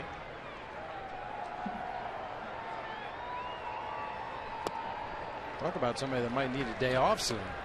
Reeder? Yeah. The bullpen catcher down there. Diamondbacks bullpen ranked 2nd in the National League in innings pitched already. Good news is 2nd in ERA. Only Atlanta's bullpen has a better ERA than the D-backs.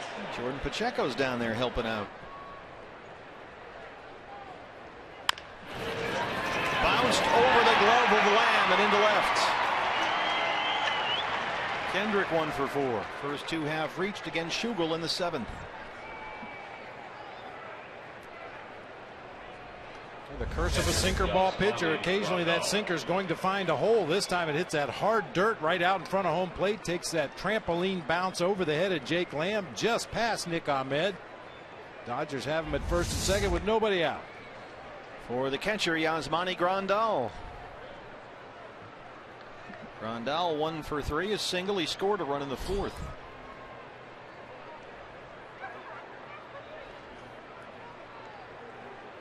And remember, all his power is as a left-hand hitter. He's a switch hitter right behind Davey Lopes at first. Scott Van Slyke, it looked like, running out there to snag that one. And Slyke's a hard guy to miss. He's like 7 feet tall and his beard is 6'8".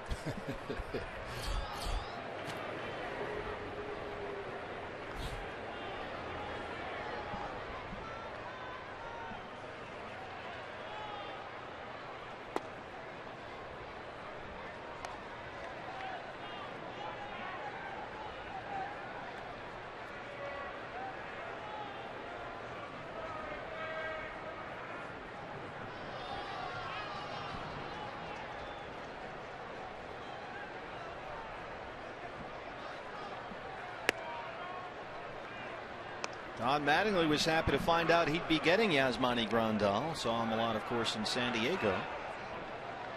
And Mattingly said, you know, that's a guy that we had trouble getting out at the end of the year last year.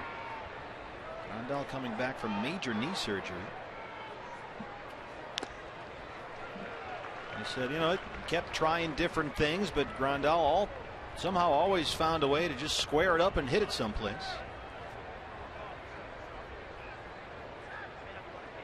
And with A.J. Ellis, he's on multiple knee operations right now. He's getting a little older.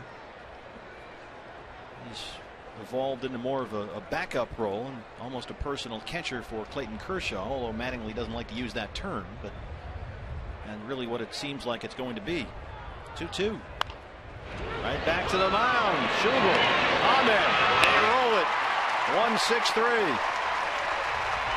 Gonzalez in at third with 2 down.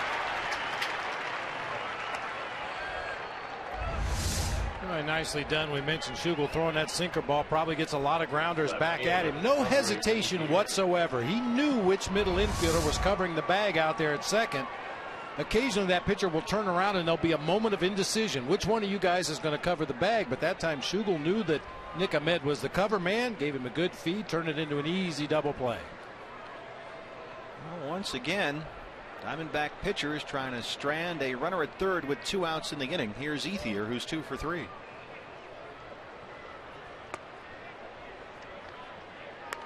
And Schugel this inning doing a nice job of finishing that changeup. I mentioned in his first inning of work, he left some up and away to the left-handed hitters, but really reaching out there and finishing that pitch now, getting it down at the bottom of the zone.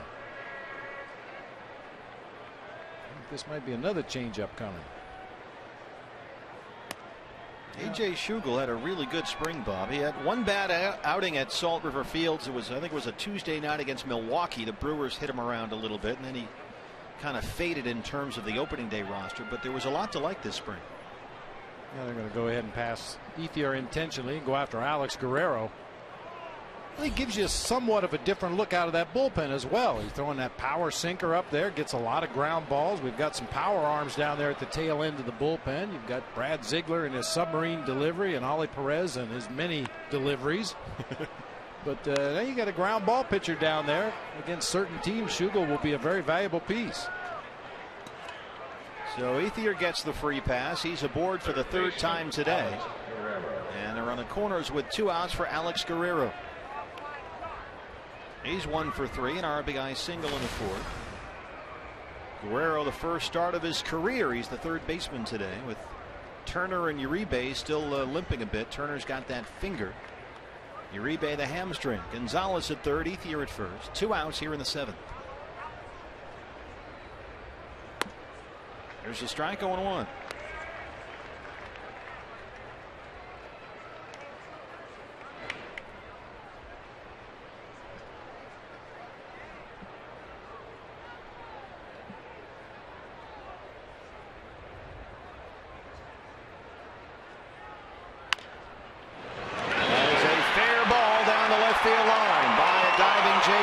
Gonzalez scores. They'll stop Ethier at 3rd, and Guerrero is in at 2nd. 5-0 Dodgers.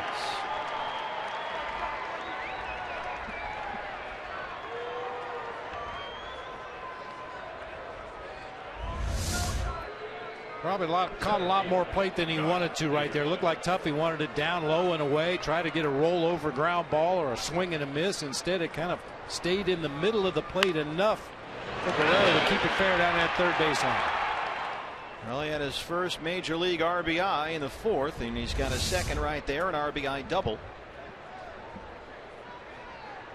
And with the pitcher spot due up next, they will walk the 8th place hitter Peterson, who hit a long home run his last time up off Schugel. Greinke is out in front of the Dodger dugout. He's not yet in the on deck circle. You can see him in the background there. I mean, he's got a 5-0 lead to this point. He's only given up 3 hits. The pitch count is reasonable. So Mattingly might let him hit here. I'm pretty sure he will. He's at 80 pitches right now.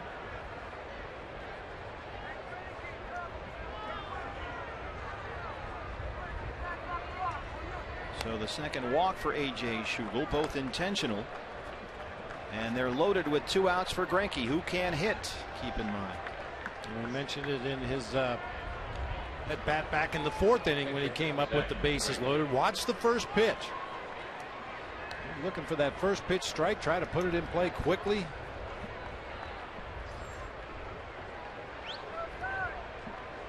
Ethier is at 3rd, Guerrero at 2nd, Peterson with very good speed at 1st.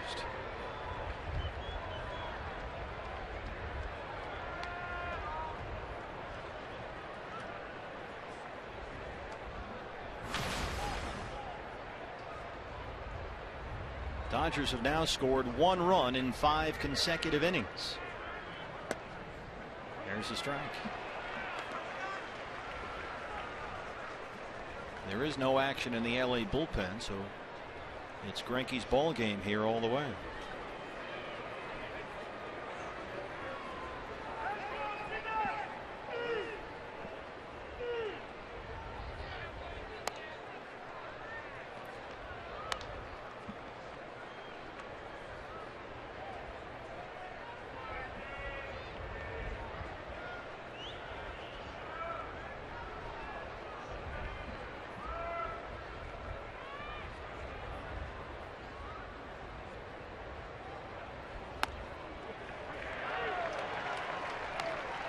One and two.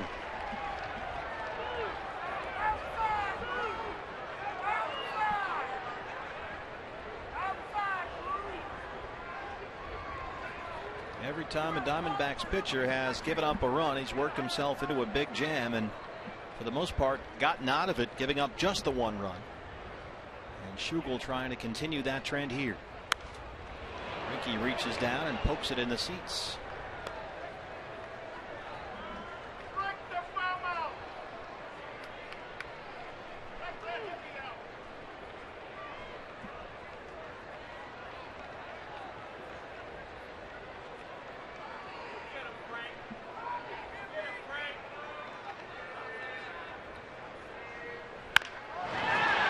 The middle, Ahmed behind the bag, and he throws him out.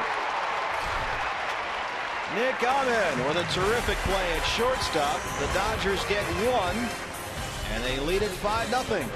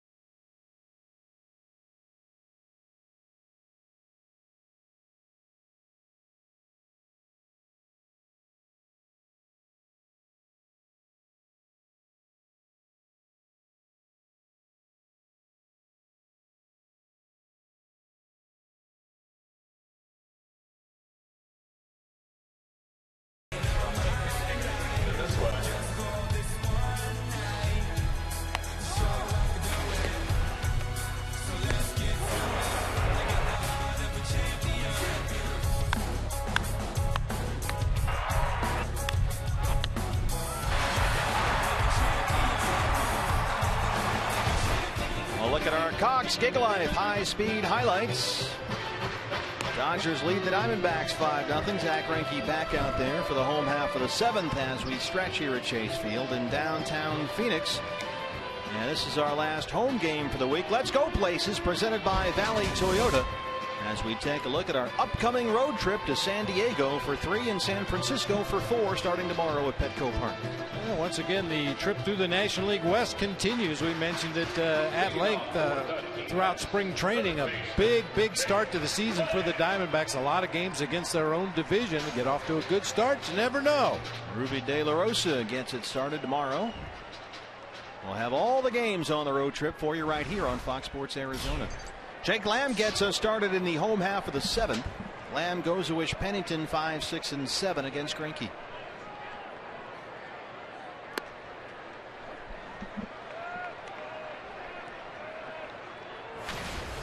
Greinke has struck out and reached on an error, one of 2 errors charged to Dodgers shortstop Jimmy Rollins today.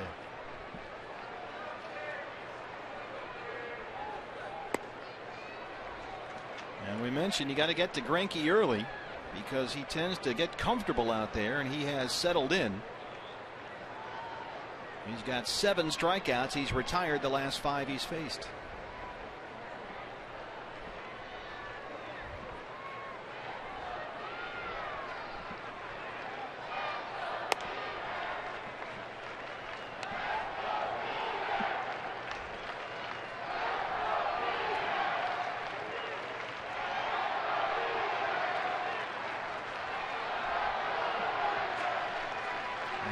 Shadow from here at Chase Field is almost out to where the center fielder is.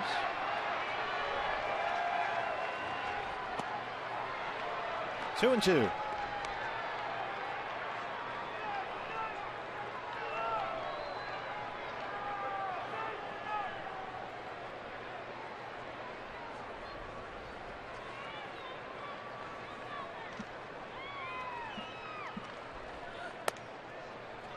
It's full.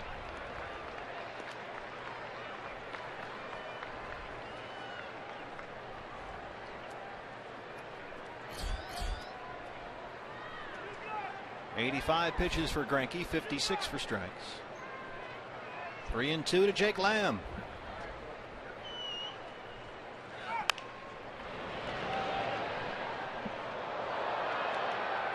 Fans follow the Diamondbacks all season long with the MLB.com At Bat app. It's the #1 app for live baseball. At Bat is up to the moment, at any moment, with in-game highlights, live look-ins, replay reviews, radio broadcasts, StatCast, and a whole lot more. Get MLB.com At Bat for your smartphone or tablet.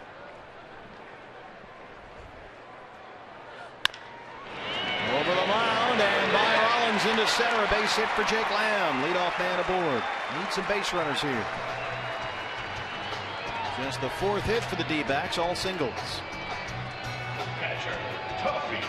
Diamondbacks have also had 2 runners reach on errors by Jimmy Rollins at shortstop, as you get a look at Jake Lamb bouncing one back up the middle of the field. How about this for Jimmy Rollins? In 2,064 major league games, it's only the 6th time he's made 2 errors in one ball game. In that position, as we all know, the shortstop, you handle the ball defensively more than anybody else other than the catcher. Only 6 times in his career has he had 2 errors in a game. He's got 4 gold gloves in 15 years, Jimmy Rollins. 3 All-Star games and an NL MVP award in his back pocket. And when asked what did the addition of Jimmy Rollins and Howie Kendrick mean to the Dodgers up the middle, Don Mattingly's answer was instant credibility. 1-1 to Tuffy. Well, it's no secret that Hanley Ramirez had lost a considerable amount of range at shortstop. Always was very much an offense-minded shortstop, in a position where you handle the ball as often as the shortstop does. You need somebody that can catch the ball, get it across the diamond to first base, turn those double plays, and Jimmy Rollins is that guy.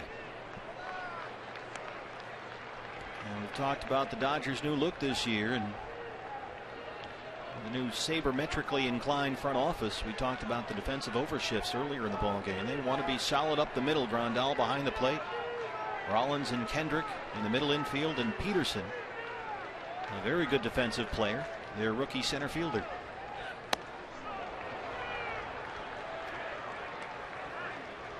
Two and two.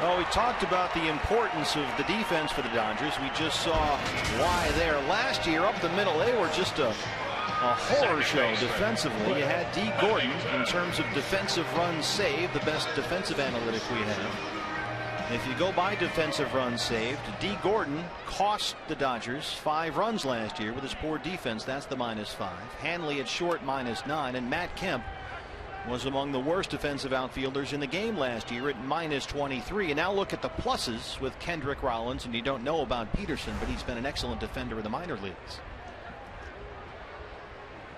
Cliff Pennington after the 3-6-3 double play. Well, especially with offense down all around baseball, preventing runs becomes just as important as driving in runs.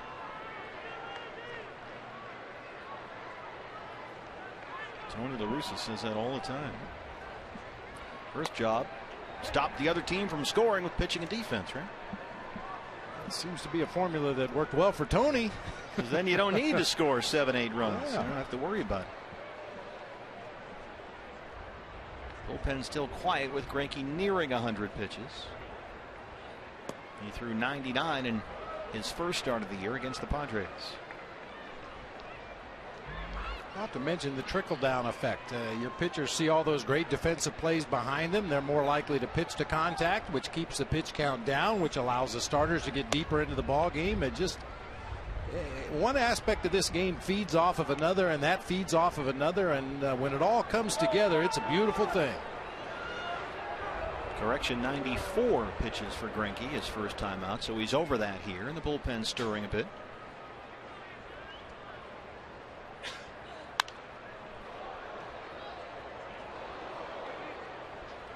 Greinke in this ballpark, you see it right there. He's got 6 2/3. He's given up only 4 hits, all singles. He is unbeaten here at Chase Field since he became a Dodger. 4-0 in 4 starts. His ERA here, 1.03. And that figures to go down if this keeps up this afternoon. Grandal near the screen. And it's in the seats.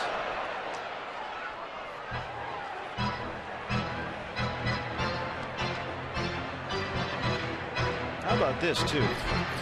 Zach Greinke, what a weapon this guy's been. Diamondback Live postgame show follows our ball game here. In his last 15 starts against the National League West, Greinke is 12-0 with a 1.74 ERA against the division. That's going back to the start of last year. And since he joined the Dodgers, an ERA under 2 against the NL West. 18-1 in the division.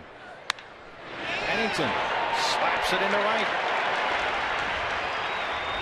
Cliff 1 for 3. Brings up Nick Ahmed. Shortstop, Nick Ahmed.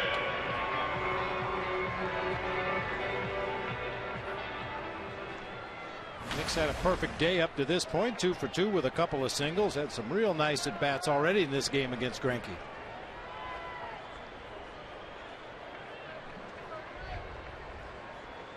Five hits for Arizona, all singles.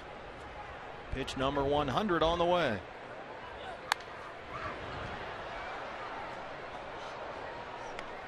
Pitcher spot is due up next with 2 outs, and Mark Trumbo, who got the day off, is in the on-deck circle. So tell you what, you get a couple of base runners on ahead of Trumbo, you're right back in this thing with 1 swing.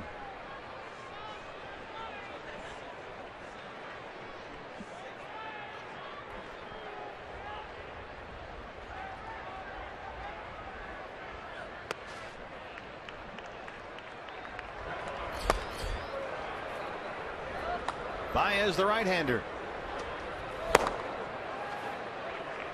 Pedro Baez made his first opening day roster this year. He's one of 4 rookies on the Dodgers. Tell you what, that Yimi Garcia guy we saw Friday. Oh, filthy. Hard to third. Guerrero. They get the force on Pennington, and Greinke is through 7 with a 5-0 lead.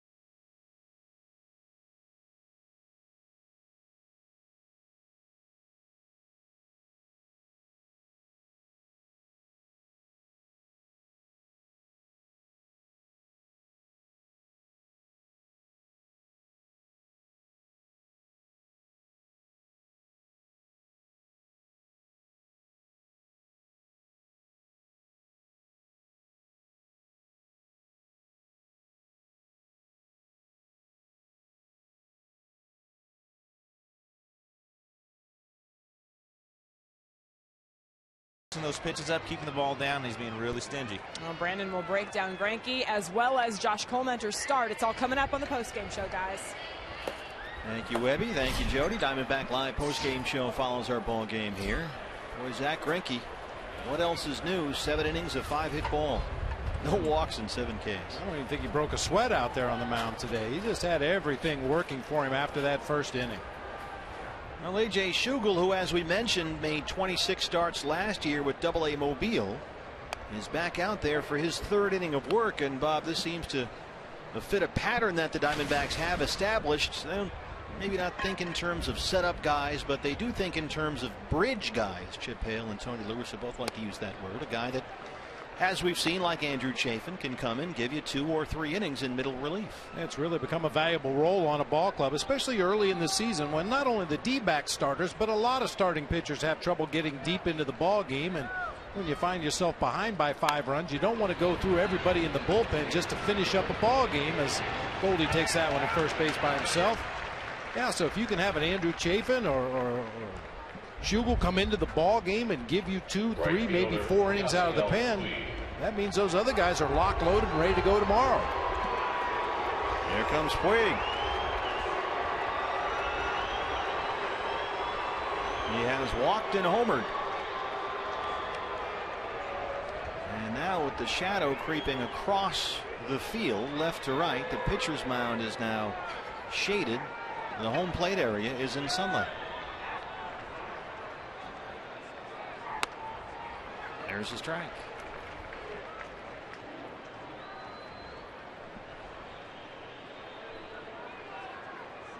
Puig had the night off last night. He was 1 for 5 with a single Friday. 1 for 3 with a home run here today. He has also walked.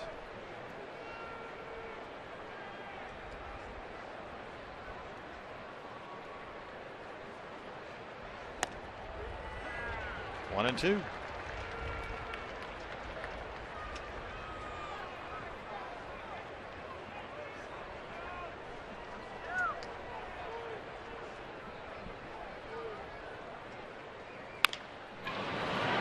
Bouncer to Ahmed. He's been busy down there. Goldie can't quite get a glove on it. Tuffy backing up all the way, has it, and they'll keep Puig at first.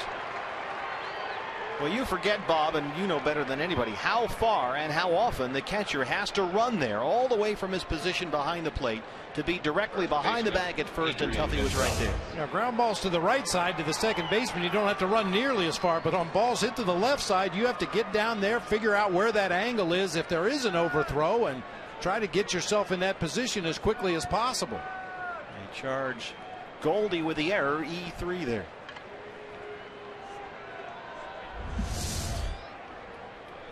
So here's Gonzalez with a 1-out base runner. Throw is low. I guess I'm not going to write that one in quite yet. I'll put the E, but I don't know if I want to give that one to Goldie. I'm sure Nick would be the first to tell you the throw should have been better. Yeah, that's what Puig's speed will do, and we mentioned it on the home run. This time he's running it out right to the very end. That ball's in the dirt. That's got to be an E6. When you know that guy at the plate can get down that first baseline, you don't have as much time to find the seams on the baseball, get your footwork the way you would like it. You just have to catch it and get rid of it quickly. There goes Puig. That one's fouled away, and they have indeed, Bob, changed it. It is now E6, so the error on the shortstop on that. So feel free now to write that one down. I did. Starting the runner there with Gonzalez at the plate.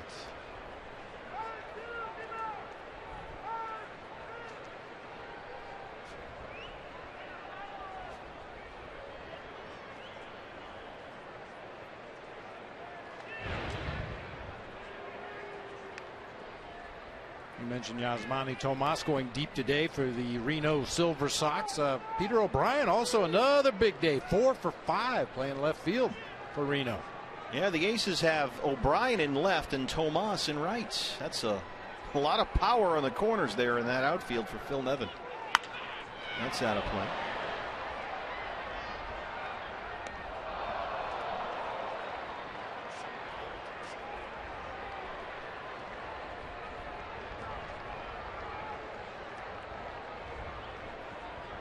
Gonzalez doubled in the 5th. He singled and scored his last time up, 2 for 4. So that makes him 14 for 22 to start the year. Puig off with a pitch. It's popped up center field. And gets a hold of it, but Jays there.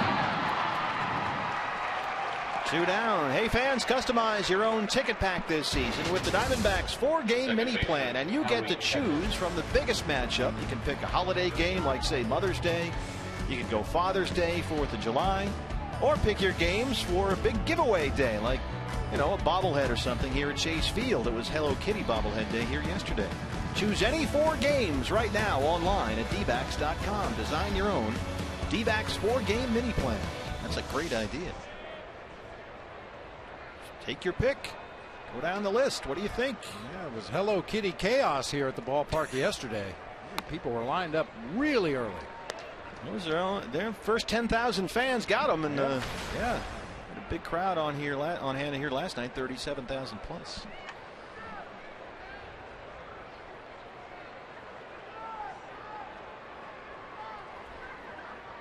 Howie Kendrick singled his last time, 1 for 4.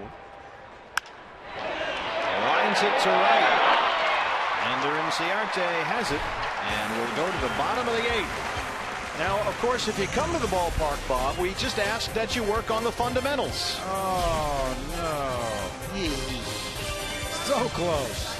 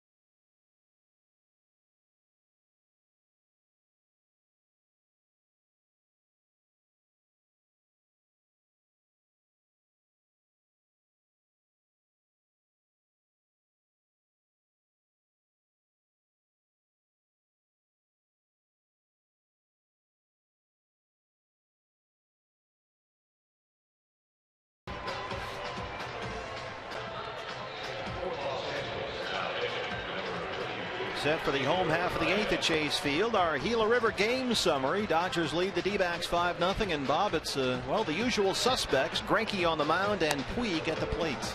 Yeah, we mentioned it when Puig hit that home run. It looks like he's starting to heat up a little bit. But Zach Greinke just picks up right where he left off last season, just pounding that strike zone with any number of pitches. Sinking fastball, cut fastball, four-seamer, curveball, changeup. Had it all working tonight. And then Yasiel Puig led off the 5th against Josh Comenter. John Peterson followed with a homer in the 6th inning off A.J. Schugel, and that's where we are. Greinke's day is over. Here's the right-hander Pedro Baez. 20 games last year. Opponents hit $188 against him. This is his 3rd appearance of the season. He was on their postseason roster for the division series against the Cardinals. Split last year between AA Chattanooga and AAA Albuquerque. Jordan Pacheco with the pitcher spot leading off the inning steps in. And with Gerald Laird now on the DL with that back issue, Jordan is the backup catcher. And of course we have seen before that Cliff Pennington does have a set of catcher's gear that travels with the team. He is the quote-unquote emergency catcher. I asked Chip about that this morning. Who would be the emergency catcher? And he says, Cliff Pennington says he is. He says, I've never seen him catch, but he would probably be the guy should we need to go that route.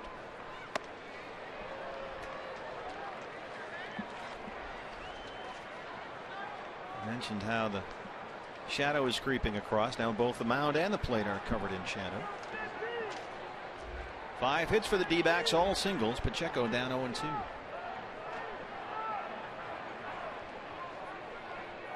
Jordan Pacheco got busted in the lip pregame today. Check swing appeal down the first, no go, says Scott Berry. Yeah, Jordan Pacheco was taking some ground balls from the skipper Chip Hale, and one of them took a bad hop and came up and popped him in that upper lip right there. Well, that's how you know he's a catcher. Got to have something bruised, right?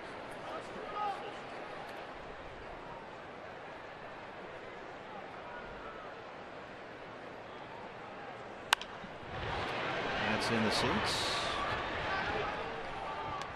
Baseball is finally here and is happening all around us. So grab a Pepsi, some friends, and get out to a D-backs game and live it. It's for the thrill of the game. Pepsi, live for now. Pepsi, the official soft drink of the Arizona Diamondbacks. Good thing he brought the glove.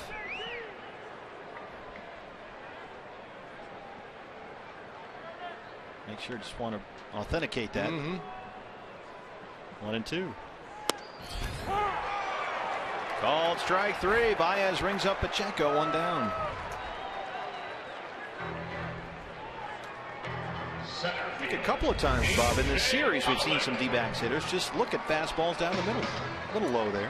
I mentioned it earlier, maybe just overthinking a little bit, borderline down, but boy, if we know anything about Angel Hernandez, on those 2 strike counts, borderline pitches are going to go the way of the pitcher. A.J. Pollock 0 for 3.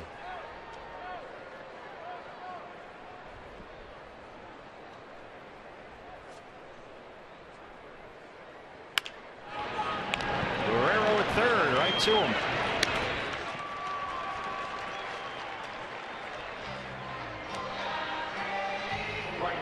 Ender and Ciarte. We're talking about how Zach Greinke looks like he should be in what is it, the boys to the direction, the men, one of those, the One Direction, the boy band thing. I tell you what, Ender and Ciarte, and Ender and I have joked about this a little bit. He has become a heartthrob in Venezuela and all over the valley. Every time I tweet a picture with Ender, put something on Instagram, the ladies are, I mean, they're just all over it. Ender's fighting them off these days. He is a teen heartthrob. And he's good-natured about it. Always poses for pictures and gives you the thumbs up and winks and smiles, and he's got that hair.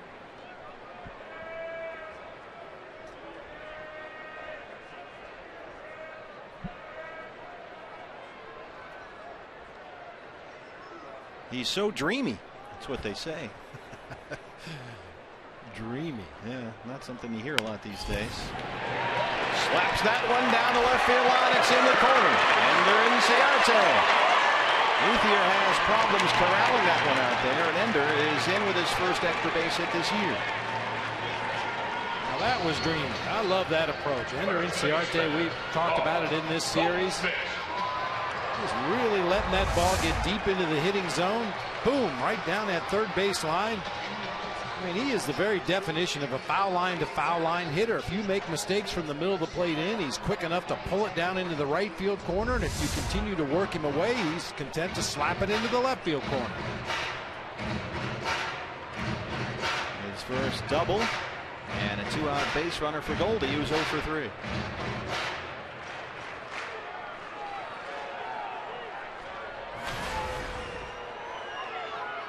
Goldie 7 hits in 20 at bats to start the year. He's got 6 RBIs.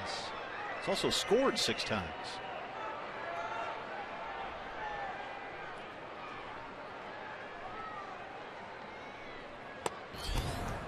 .97 from Baez, 0-1.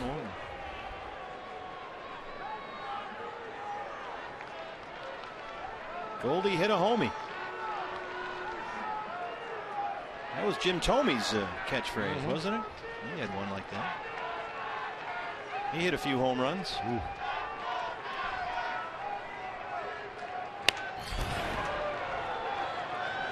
strikes at 96, 0-2.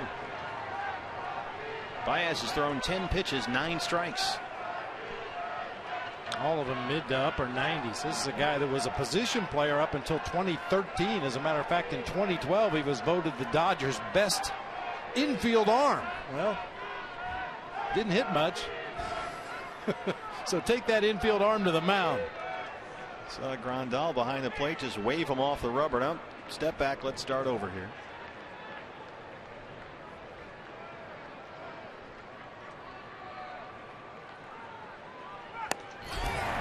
.98, and Goldschmidt strikes out for the second time. They strand the double. We go to the ninth, 5-0.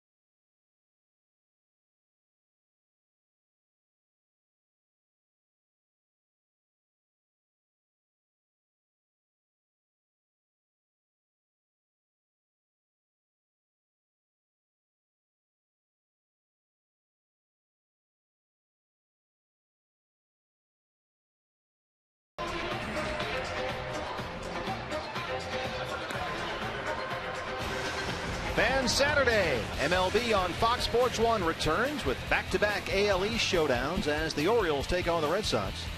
Followed by the Yankees and the Rays. Coverage begins at 12:30 on America's home for baseball every Saturday. It's Fox Sports 1 and streaming live on Fox Sports Go.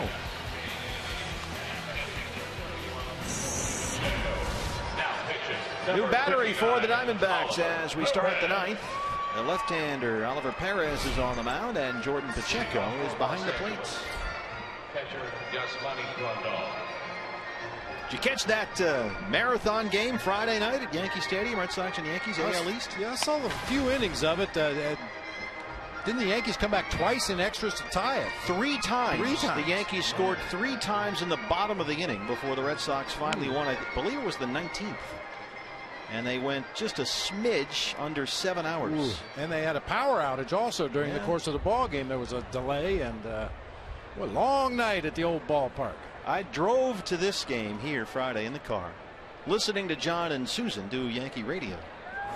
And I left the ballpark listening to John and Susan doing Yankee radio. Their game was still going. Oh, jeez.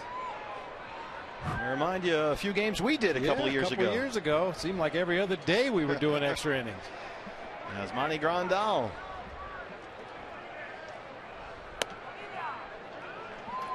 The great John Sterling and Susan Waldman on Yankee radio. Goodness gracious.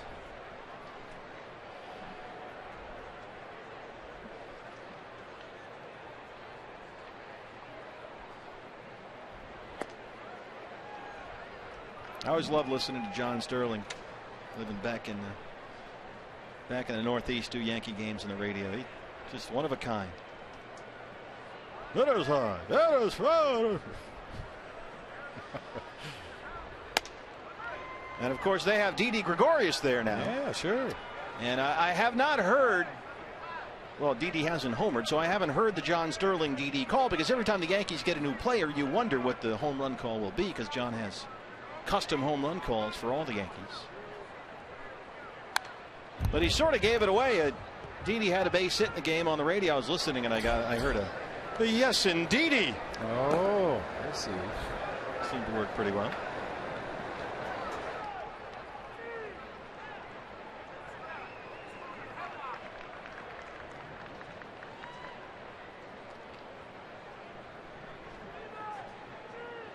Rondal, Ethier, and Guerrero here in the Dodger ninth.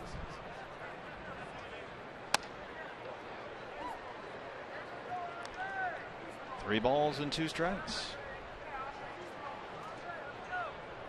19-inning games are tough, but can you imagine doing one when the home team scores 3 times in the bottom of the inning in extras?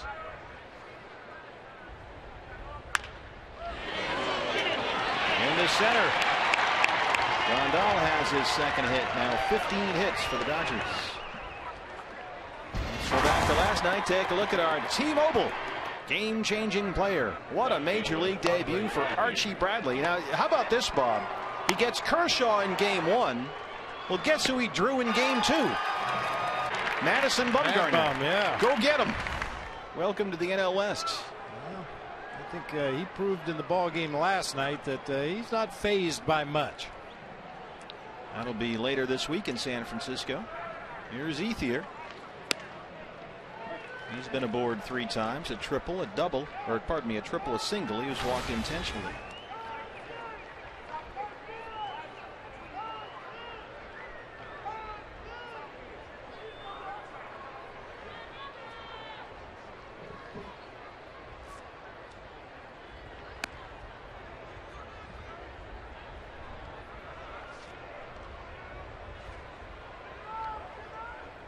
You could probably call John Sterling and lend him your DD line, about 1 D in defense, 2 Ds in DD. I have to give credit to that to our producer, Bill Cochran. Really? Yeah. He's also the one that came up with the COD. Oh. Bill really getting creative down in the truck.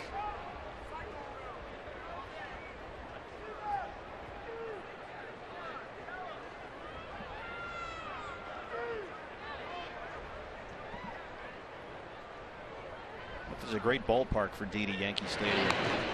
You know, we saw Didi yank some balls down the right field line for home runs in our day, and of course with that short porch out there. And he homered in his first at bat as a Diamondback in Yankee Stadium off Phil Hughes 2 years ago.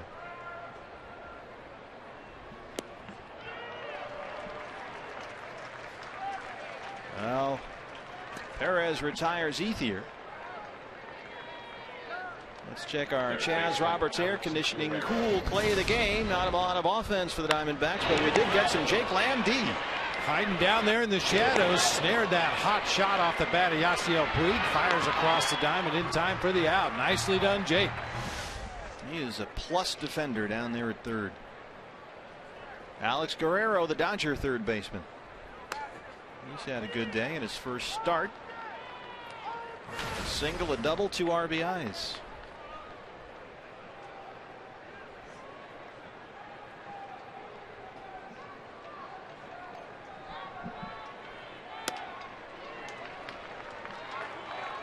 When the Red Sox had Louis Tiant back in the day, and Louis very late in his career as the bullpen is busy for the Dodgers, went to the Yankees, which was tantamount to a slap in the face in New England.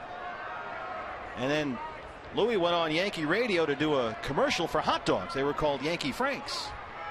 And he had been with the Red Sox for so long before they won, of course.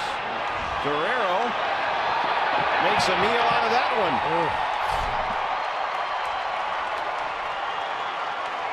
Alex Guerrero, the first start of his career, and he's a triple shy of the cycle. 7-0 Dodgers. I think I'd rather hear about Louis Tiant and the hot dogs. Well, after all those years of losing in Boston, he did a radio commercial in New York for Yankee Franks, and you'd hear Louis' voice and he'd say, "It's nice to be with a wiener."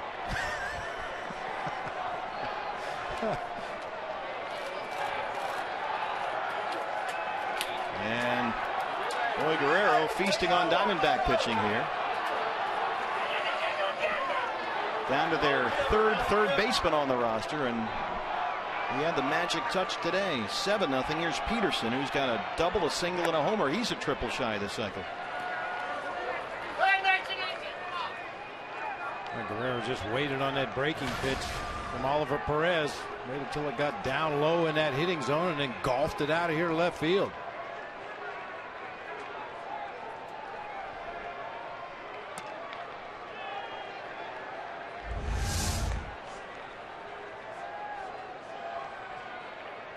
so cool. He knew it. And that in this ballpark, that's a no-doubter. That's a long way. Pitcher spot is due up after Jock Peterson here. Scott Van Slyke in the on-deck circle.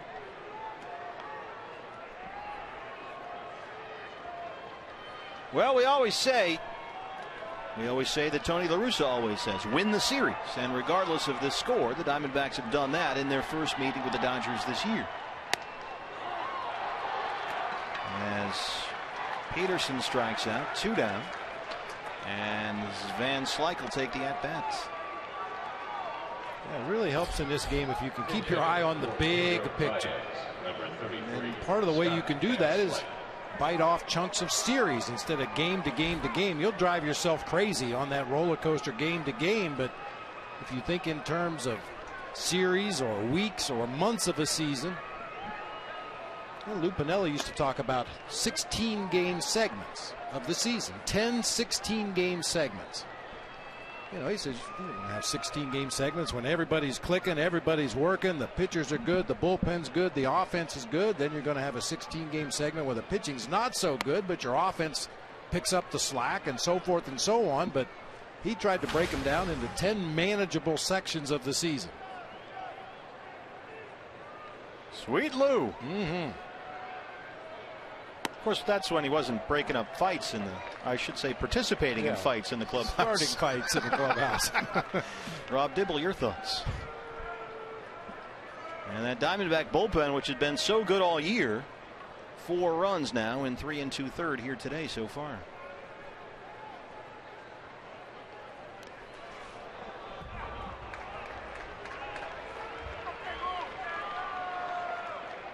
So Van Slyke gets hit by the pitch. He's aboard for Rollins. Rollins up there for the 6th time this afternoon. Shortstop, Jimmy Rollins.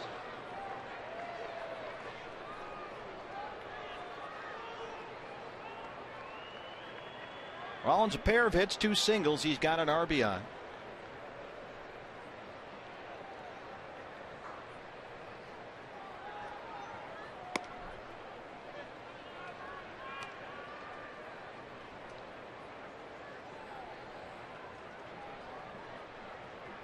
Rollins grew up in Oakland, and after that 1988 A's team led by Tony La Russa was upset in the World Series, that was the year of the Kirk Gibson home run.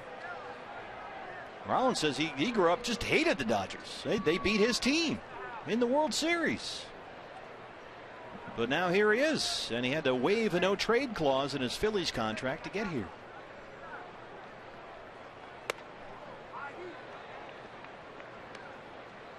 I don't think Tony was too happy about the way that series turned out either. No.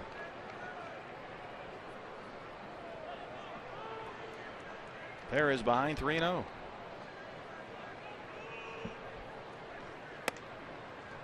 All 4. Well,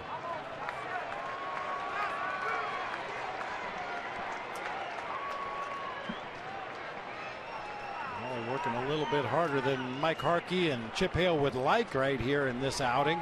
Already got a 24 pitch inning going here.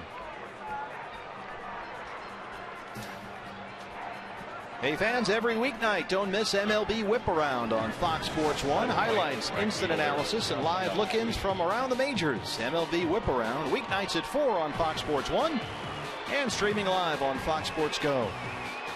Here comes Yasiel Puig.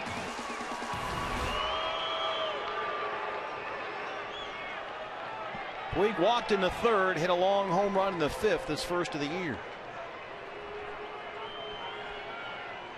Van Slyke at 2nd, Rollins at 1st, 2 down.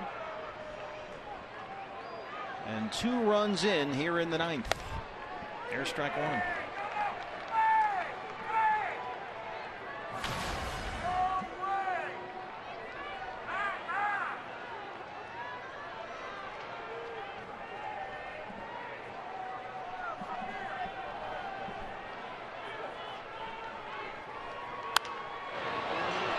The seats. Puig, a quiet start as we showed you a moment ago, despite the homer today. He had a decent first month last season after he was on the opening day roster for the first time. But when he got to May, he really cranked it up. He hit nearly 400 last May. 8 home runs in the season's second month.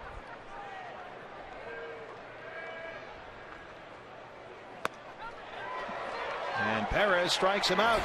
Dodgers strand 2, but they get 2. We go to the bottom of the ninth. Diamondbacks trail at 7-0.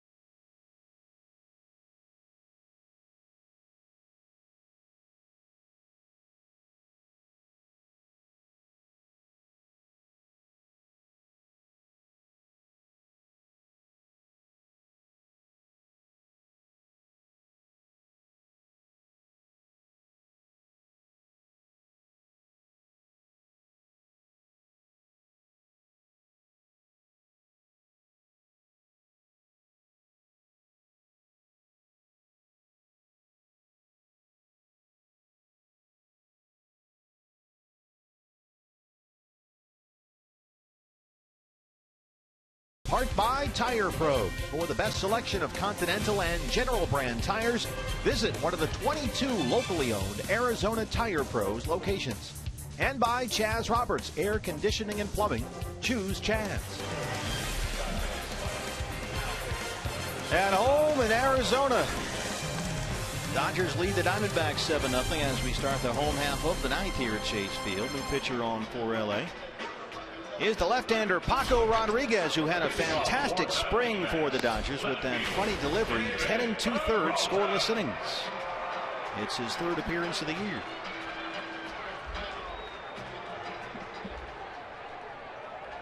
He'll work to David Peralta, Jake Lamb, and Tuffy Gozawish. In the Arizona ninth, Scott Van Slyke stays in the game, and he will play first base in there for Gonzalez. Peralta 0 for 3. And the Dodgers, even up 7-0, go into the shift.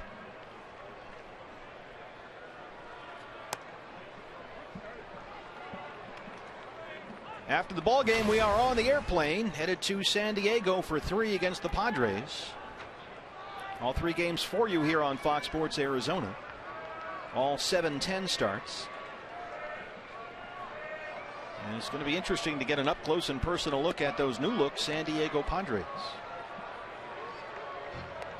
Tomorrow night, Ruby De La Rosa, who got the win here Tuesday in his D-backs debut, will start for Arizona. Andrew Kachner, who is the pitcher who gave up all 3 homers to Adrian Gonzalez last week in that ball game, will start for San Diego. There's Ruby. I have us winning that one. Tuesday, Jeremy Hellickson and Odrisamer Despaigne. And then Wednesday, Chase Anderson and Brandon Mora, who is new to the Padres this year. Odrisamer Despaigne taking the rotation spot of Ian Kennedy, who went on the DL with a hamstring issue. Peralta shoots it the other way. I like the matchups there, Bob. This good. You were talking about that earlier today. Yeah, I can see a sweep there. That's definitely a possibility. Matt Kemp, Justin Upton, Derek Norris, Will Middlebrooks, Craig Kimbrell. Selling a lot of programs down at Petco Park in the early going this season. A lot of new guys.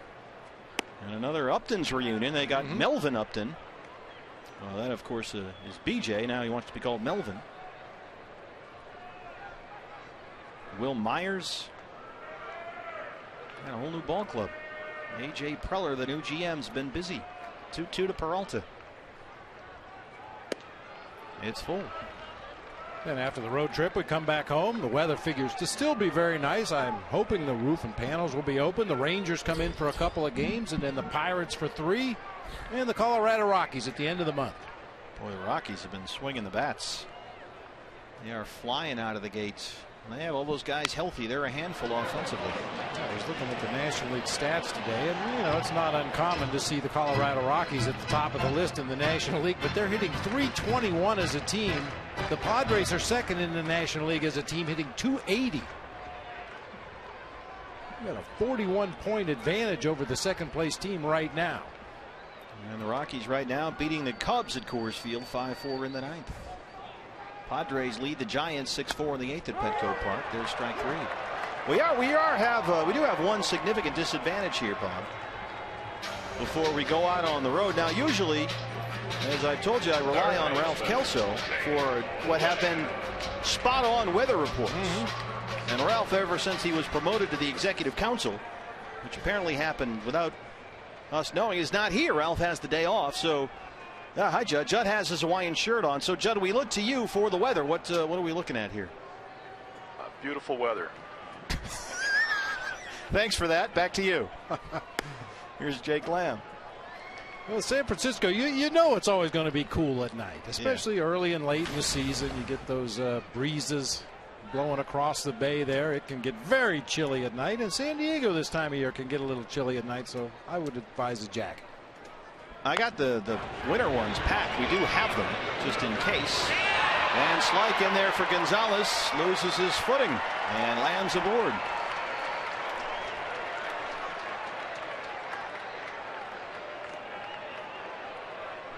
A little too much horsepower for his tires right here. Scott Van Slyke tries to turn the corner and his feet just go right out from underneath him. The ball comes loose and Jake Lamb will be credited with an infield base hit. Thank you very much. Van Slyke, and he's a big dude, 6'5", 220. He's been primarily an outfielder, but he's learned to play some first so they can occasionally give Gonzalez a day off. And it's still a work in progress. Here comes Don Mattingly, as he waited until Chris Owings was announced as the hitter for Tuffy Gozuish. Owings will pinch hit. That's been announced, and so Mattingly will go get the left-hander. Pitching change in a 7-0 ninth inning game. Back after this.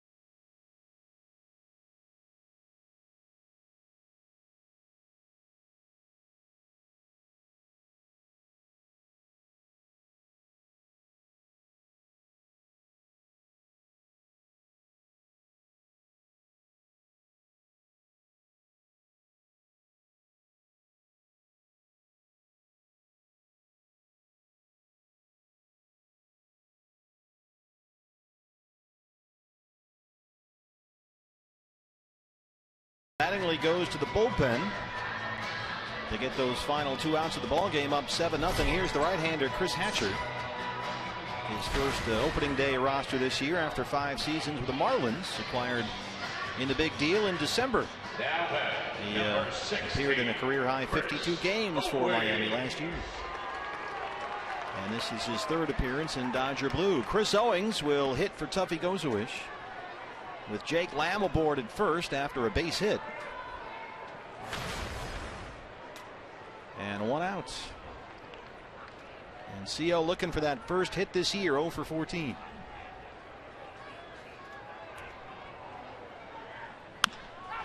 And there it is. Owens on the board. It rolls down the right field line. Jake Lamb will stop at third. Need base runners here, not taking any chances, down 7-0.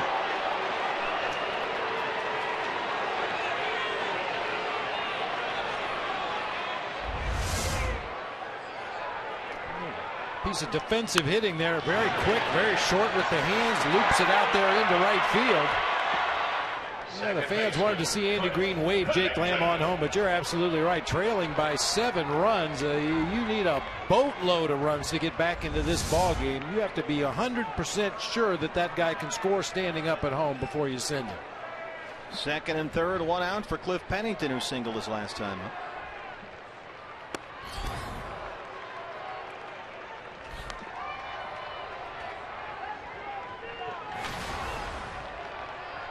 Good to see CO get on the board here this season.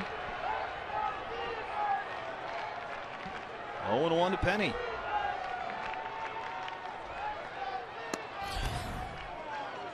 Hatcher throws hard, 97, 1-1. Boy, all these guys back there for this. Yeah, they got some power arms in that tail end. This is kind of an interesting story with Chris Hatcher. He made his major league debut as a catcher on September 26th of 2010. Came back less than a year later, made his debut as a pitcher. So you could have done that. I don't know. I didn't throw 97, that's for sure. Just did it again there. It's 1-2. Yeah, he was the first player since Art Dahl in 1935 to do that.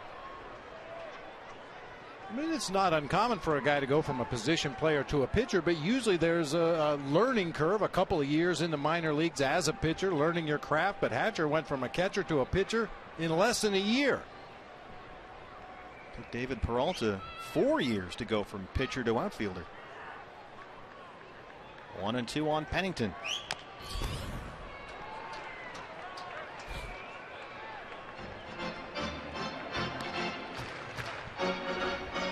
David Peralta 0 for 4 today in a cleanup spot. A couple of strikeouts, both looking.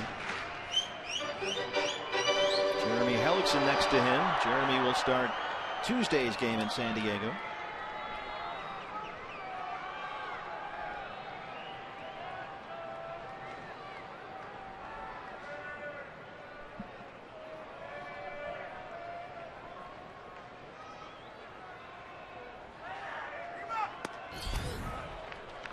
Two and two.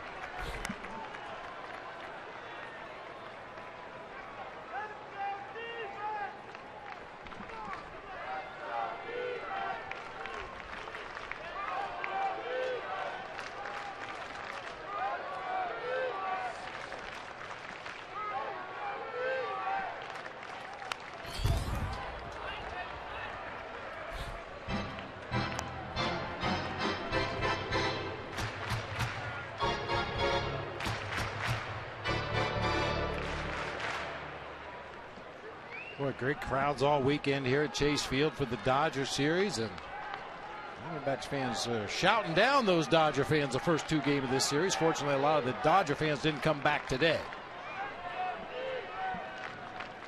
Couldn't have picked 3 nicer days to be here, that's for sure. Right behind Dave McKay at first. And there's Doc Rosenblatt, our Golden Glover. I saw Doc at every fall league game, every spring training game, and here's what Doc does. You have these minor league guys, right, that they show up to camp, and in the minor league camps, they're here 6-8 weeks, and they come from all over. Well, Doc usually makes room in his house during spring training for, 2, 3, 4 of the minor league camp guys, and gives them a place to live. They don't have to worry about rent, takes care of stuff for them. I mean, what a relief that must be. Oh, yeah. So a nice job right there. Sid Doc Rosenblatt, our Golden Glover, down the right field line. And he is a big D-back fan.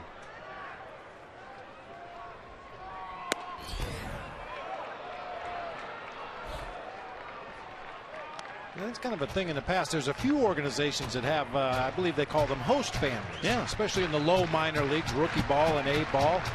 Players come for the summer, and families open their doors and their basements and their extra bedrooms, and the players have a place to stay. They don't make a lot of money in the low minors and save some rent money.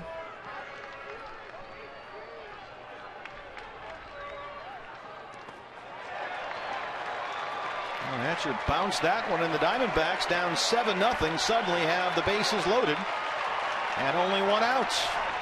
Nick Ahmed, who's got 2 hits, steps in. Now batting, shortstop, Nick Ahmed. Ahmed singled in the 3rd and the 5th. He's 2 for 3.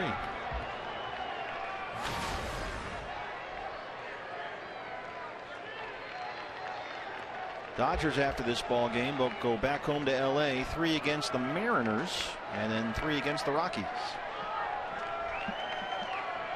Lamb at 3rd, Owings at 2nd, Pennington at 1st. Ball 1 to Nick Ahmed.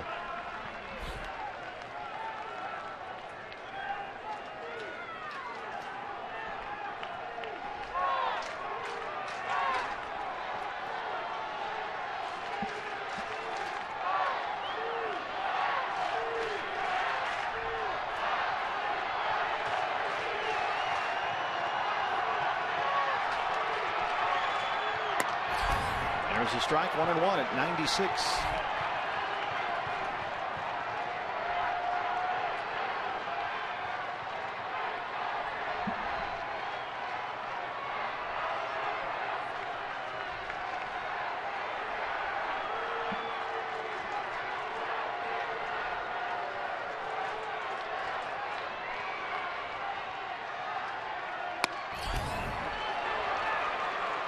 Hatcher just firing it in there, 1-2. Yeah, 7-run lead even with the bases loaded. Just try to keep firing strikes, and that's what Hatcher does here. Everything 96, 97.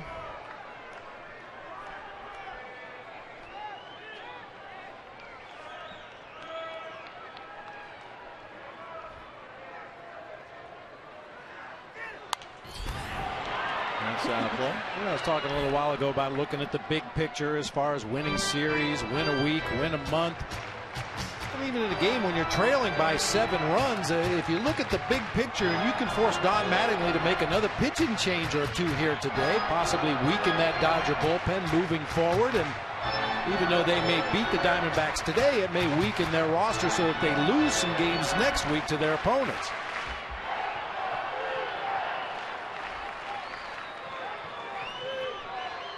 Lots of different ways to tally up that win-loss column. A ball and 2 strikes to Nick Ahmed. Bases loaded, 1 out. Got him. He chased a high one again. 96.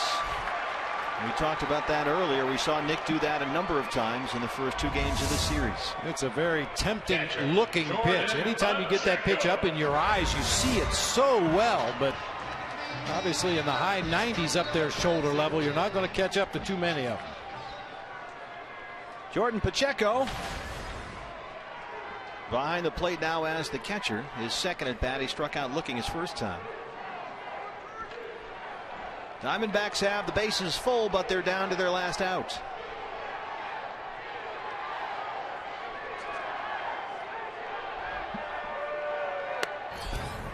Strike 1. Another one, 96.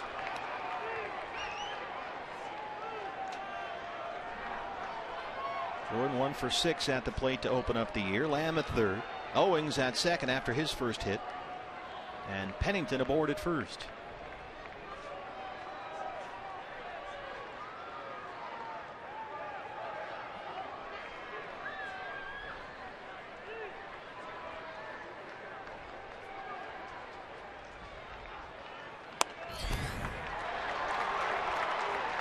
Two. Yeah, Jordan wants that one back. That's a laser beam straight fastball. Now, granted, it's got some velocity on it, but Jordan has shown he can turn around a fastball. Guys, you come up here in these situations, you want to think ready to hit, can't bear to look. They've looked at some pretty hittable fastballs here in this inning. 0-2.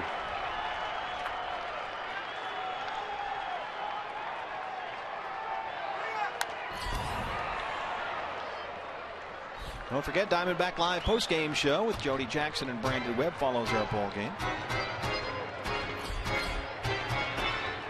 And then all 7 games on this road trip on Fox Sports Arizona, 3 in San Diego and 4 in San Francisco.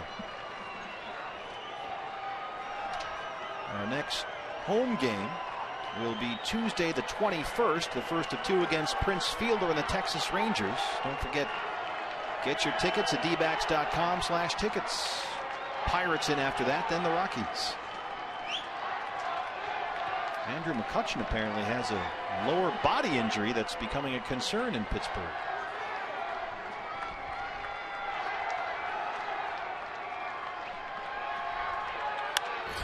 Fights it off, and it drops in front of Peru. Lamb scores. They'll hold Owings at third, and the D-backs are on the board. A bloop RBI single for Pacheco.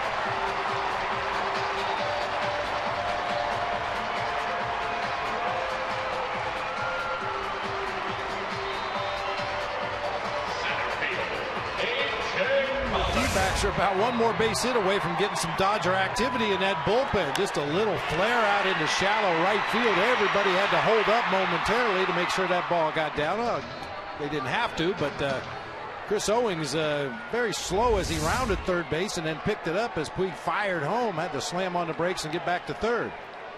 Now Owings at third, Penny's aboard at second, Pacheco at first, and here's A.J. Pollock, who's 0 for 4.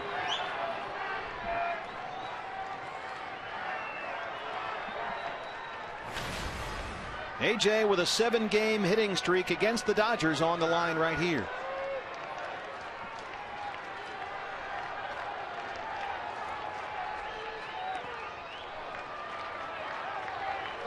I mentioned earlier in the ballgame it had been an issue with Yasmani Grandal blocking balls in the dirt. He's done a nice job today, especially since Hatcher came into the ballgame. He's been tested back there a couple of times. Squared him up right in the middle of the chest protector.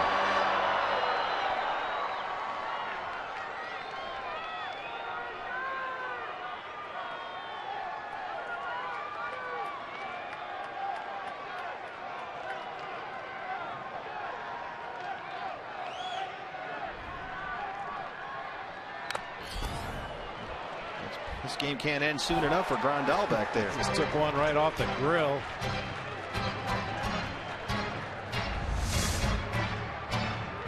Boom. One literally rattles your cage.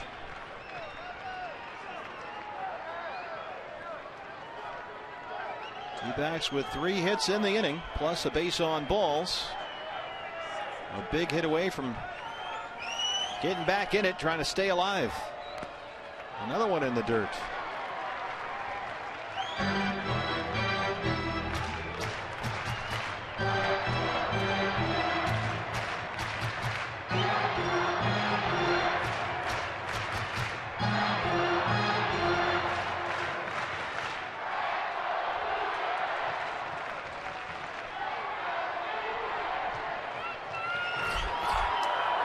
Well, Peralta, the veteran, just in case. Hatcher now with 22 pitches. This is upstairs. 3 balls and a strike. Inciarte on deck. Goldie behind him.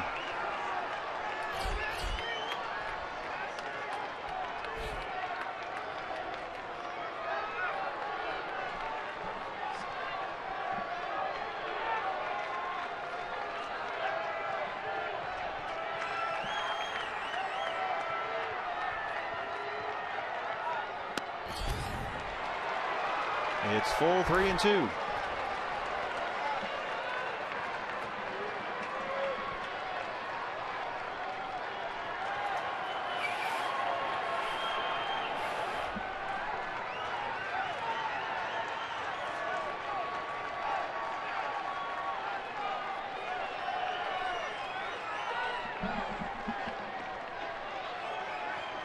Everybody off with a pitch.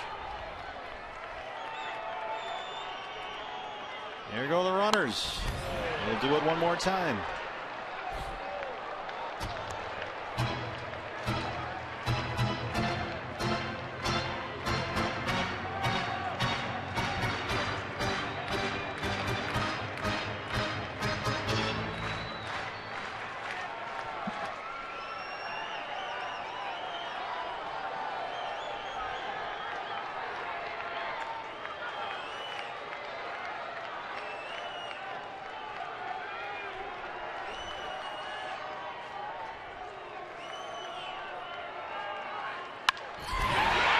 Down the right field line, and this might score all three. Owen scores. Pennington scores. Here comes Pacheco, and it's a 3-run double for A.J. Pollock.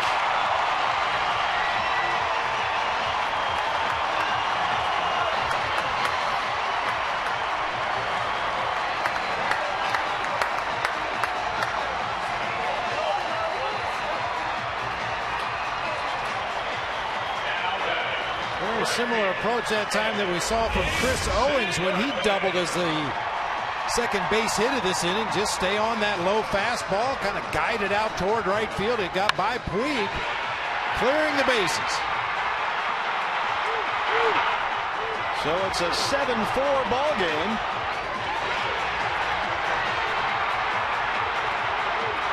Here comes Don Mattingly. Peralta, the veteran, has been throwing in the bullpen. It was 7-0 Dodgers.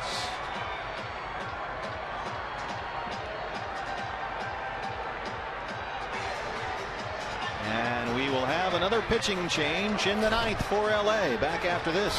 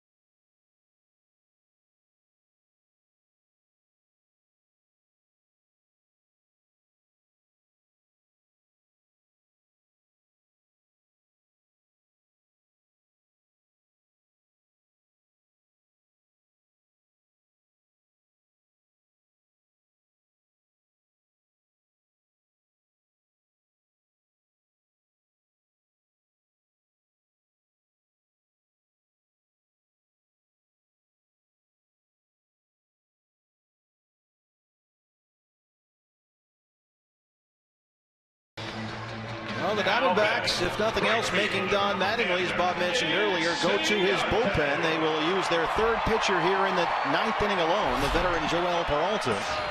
And the Diamondbacks, with 4 in the bottom of the ninth, have made it a 7-4 ball game. You've got A.J. Pollock at second base, Ender Inciarte at the plate, which puts the tying run on deck right there in the person of Paul Goldschmidt. So if Ender can get aboard, Goldie can come up as the tying run.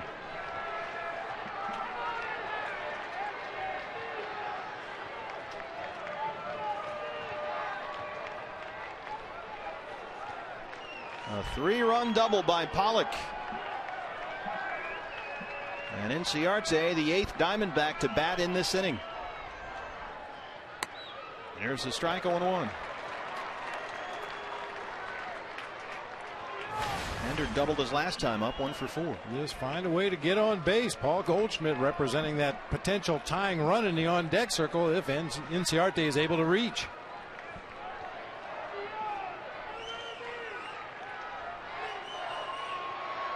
Guerrero, a couple of steps in on the grass at third. And the Diamondbacks down to their last strike.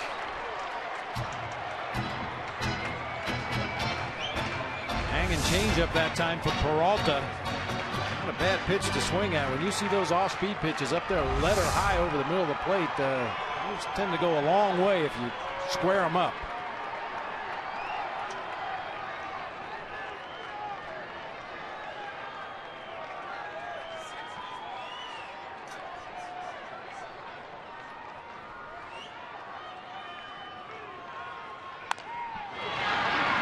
Foul.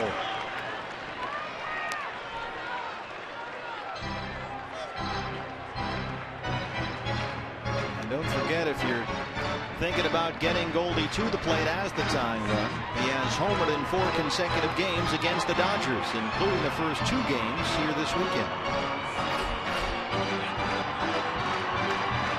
Just looking for a chance here. Ender still down 0-2. Ron Mattingly on his 5th pitcher, his 3rd in this inning.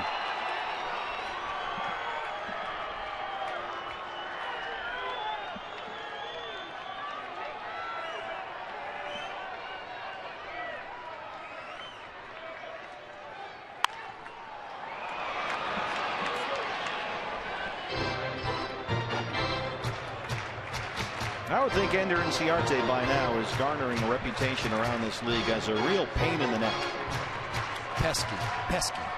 Just so many different ways to drive you nuts. On the bases, in the field, at the plate.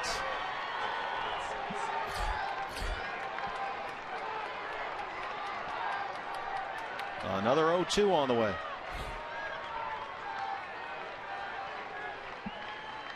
And the more pitches and more at-bats you can garner early in the season against guys you know you're going to see all year long, it should really pay benefits down the road.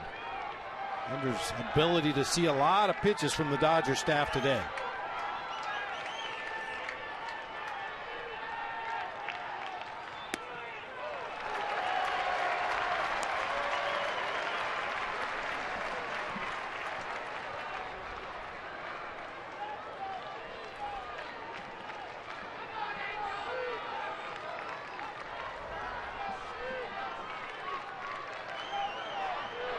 Ender had his first career walk-off hit to win Friday's game against LA. Trying to extend this one here Sunday. Get Goldie to the plate.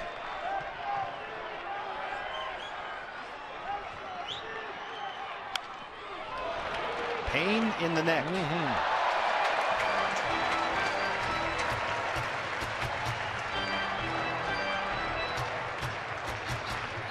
Pedro Martinez saying once that pitchers hate to throw pitches, which I thought was funny because for obvious reasons, but you know what he means here. You got Peralta making good pitches, and Ender's just spoiling one after the other here.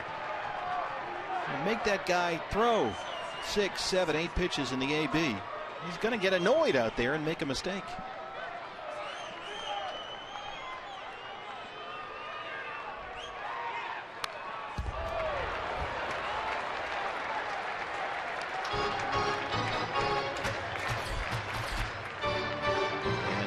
Is coming up.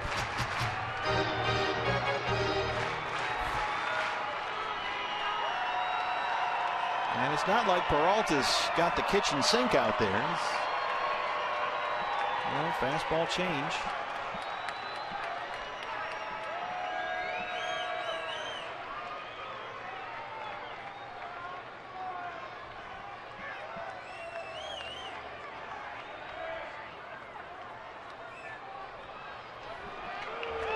Rondell's got to figure something out here. Well, we haven't been able to get this guy out yet on anything.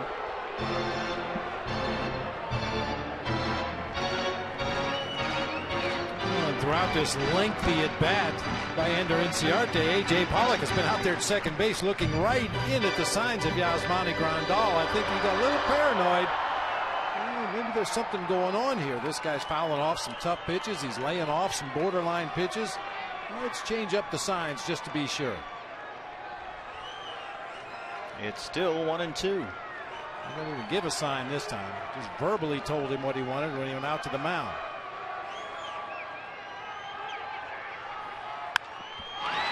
In the air for Ethier. No man's land is there, and it just misses a foul ball. Guerrero was there.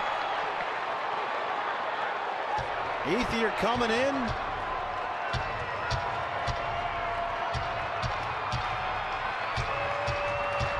Ball was in the air for a long time. I thought one of the 3 Dodger defenders should have been able to get there in time to make the play, but as it is, it drops just in foul territory, and he continues to work a pesky at that. If they do come back and tie this game up or go on to win, that play right there, that's one you circle.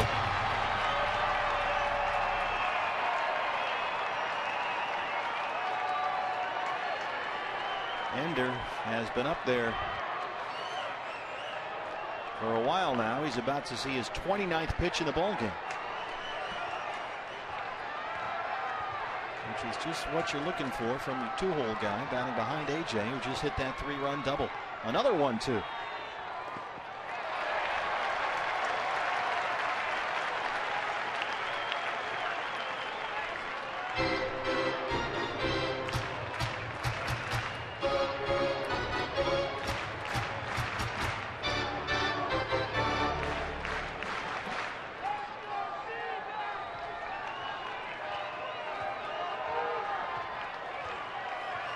Two balls, 2 strikes, 2 outs. Pollock, the runner at second. Tying run on deck in Goldie.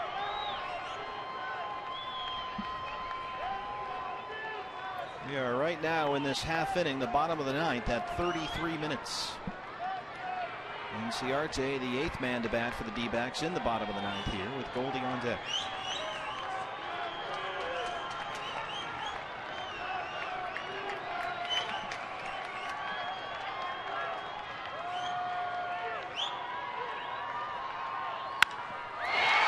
Center field, Peterson was playing in, but he's got room. And the Dodgers take the series finale 7-4, but the Diamondbacks take the series. And nothing to be ashamed of today. They caught Zach Greinke on a really good day for Zach, a bad day for the Diamondbacks hitters, but what a finish there. That just shows you the character of this team. They're not going to quit regardless of the score. So the Diamondbacks down 7-0, get 4 in the home half of the 9th, but they fall shy 7-4. Now it's off to San Diego for 3 against the Padres. Is starting tomorrow. Right now we start Diamondbacks Live post-game show. Brandon Webb is standing by with Jody Jackson. Jody. Right, that's right. 46 pitches thrown there in the bottom of the 9th by the Dodgers. Jody Jackson, Brandon Webb. Brandon, this team obviously showed resilience over the last week or so. As far as the post-game show, we're going to look at Greinke versus Colementor and your breakdown of those two guys. Yeah, let's do that. Greinke pitched a great game, obviously, getting him out of the ball game. Made some excitement there at the end of the game. Couldn't finish the sweep, but made it exciting anyway. It sure was. It was an exciting week here at Chase Field. Opening week, the series against the Giants. Opening day against the Giants. And then, of course, the Diamondbacks went on to take on the Dodgers for 3. And even though they lose today, they do win the series 2 out of 3 games here against LA. As we saw Chip Hale get his first managerial win. And the D-backs now will head on the road. But not before we come your way with Diamondbacks Live, our post-game show. And it is coming your way right after the break here on Fox Sports Arizona.